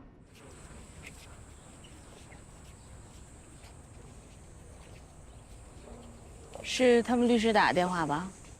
他们说您要索赔20万。啊？不是，他们现在打算给多少啊？您这个案子做过劳动仲裁啊？对啊。那您为什么不告诉我们啊？因为如果我告诉你们了，你们很有可能就不接我这案子了。我们现在也可以不接您这个案子的。哼，那可不行，你们现在已经接了。你们有律协吧？律协是不是管这事儿？我现在就给律协打电话。律师在接受委托之后，没有正当理由，的确是不能拒绝代理。可是现在我们有正当理由了。什么正当理由啊？委托人故意隐瞒和案件相关的重要事实，律师有权拒绝代理。我问过你们，仲裁后能不能再告？是你们说可以的呀。是啊，仲裁之后如果对结果不满意，的确可以到法院再告。但是您不应该隐瞒您已经仲裁过的这个事实啊。您上班1个月都不到，实习期都没有过，我觉得法院无论如何都不会站在您这边的。您要是不信的话，您可以再问几个律所咨询一下。我就是因为上网找了个律师问了，他说可以索赔20万，所以我才想试一下的。那您是不是打算找那个律师帮您去做代理呢？他说先要给的律师费，按索赔标的30%，那就是6万块钱。那您给了没有？当然没有了，我又不傻。我上网把他所有打过的官司都查了一遍，基本上都是输的。我觉得他就是满嘴跑火车，想骗个首付款，我还是信任你们。我也查罗律师了，还托人打听，说他是你们律所最好的律师，一般人想请他打官司还请不到呢，是吧？你说咱那天多巧哈，就正好在楼下，那都是缘分。回头你也跟罗律师说一声。过去就过去了，让他别往心里去，啊。过去就过去了。是。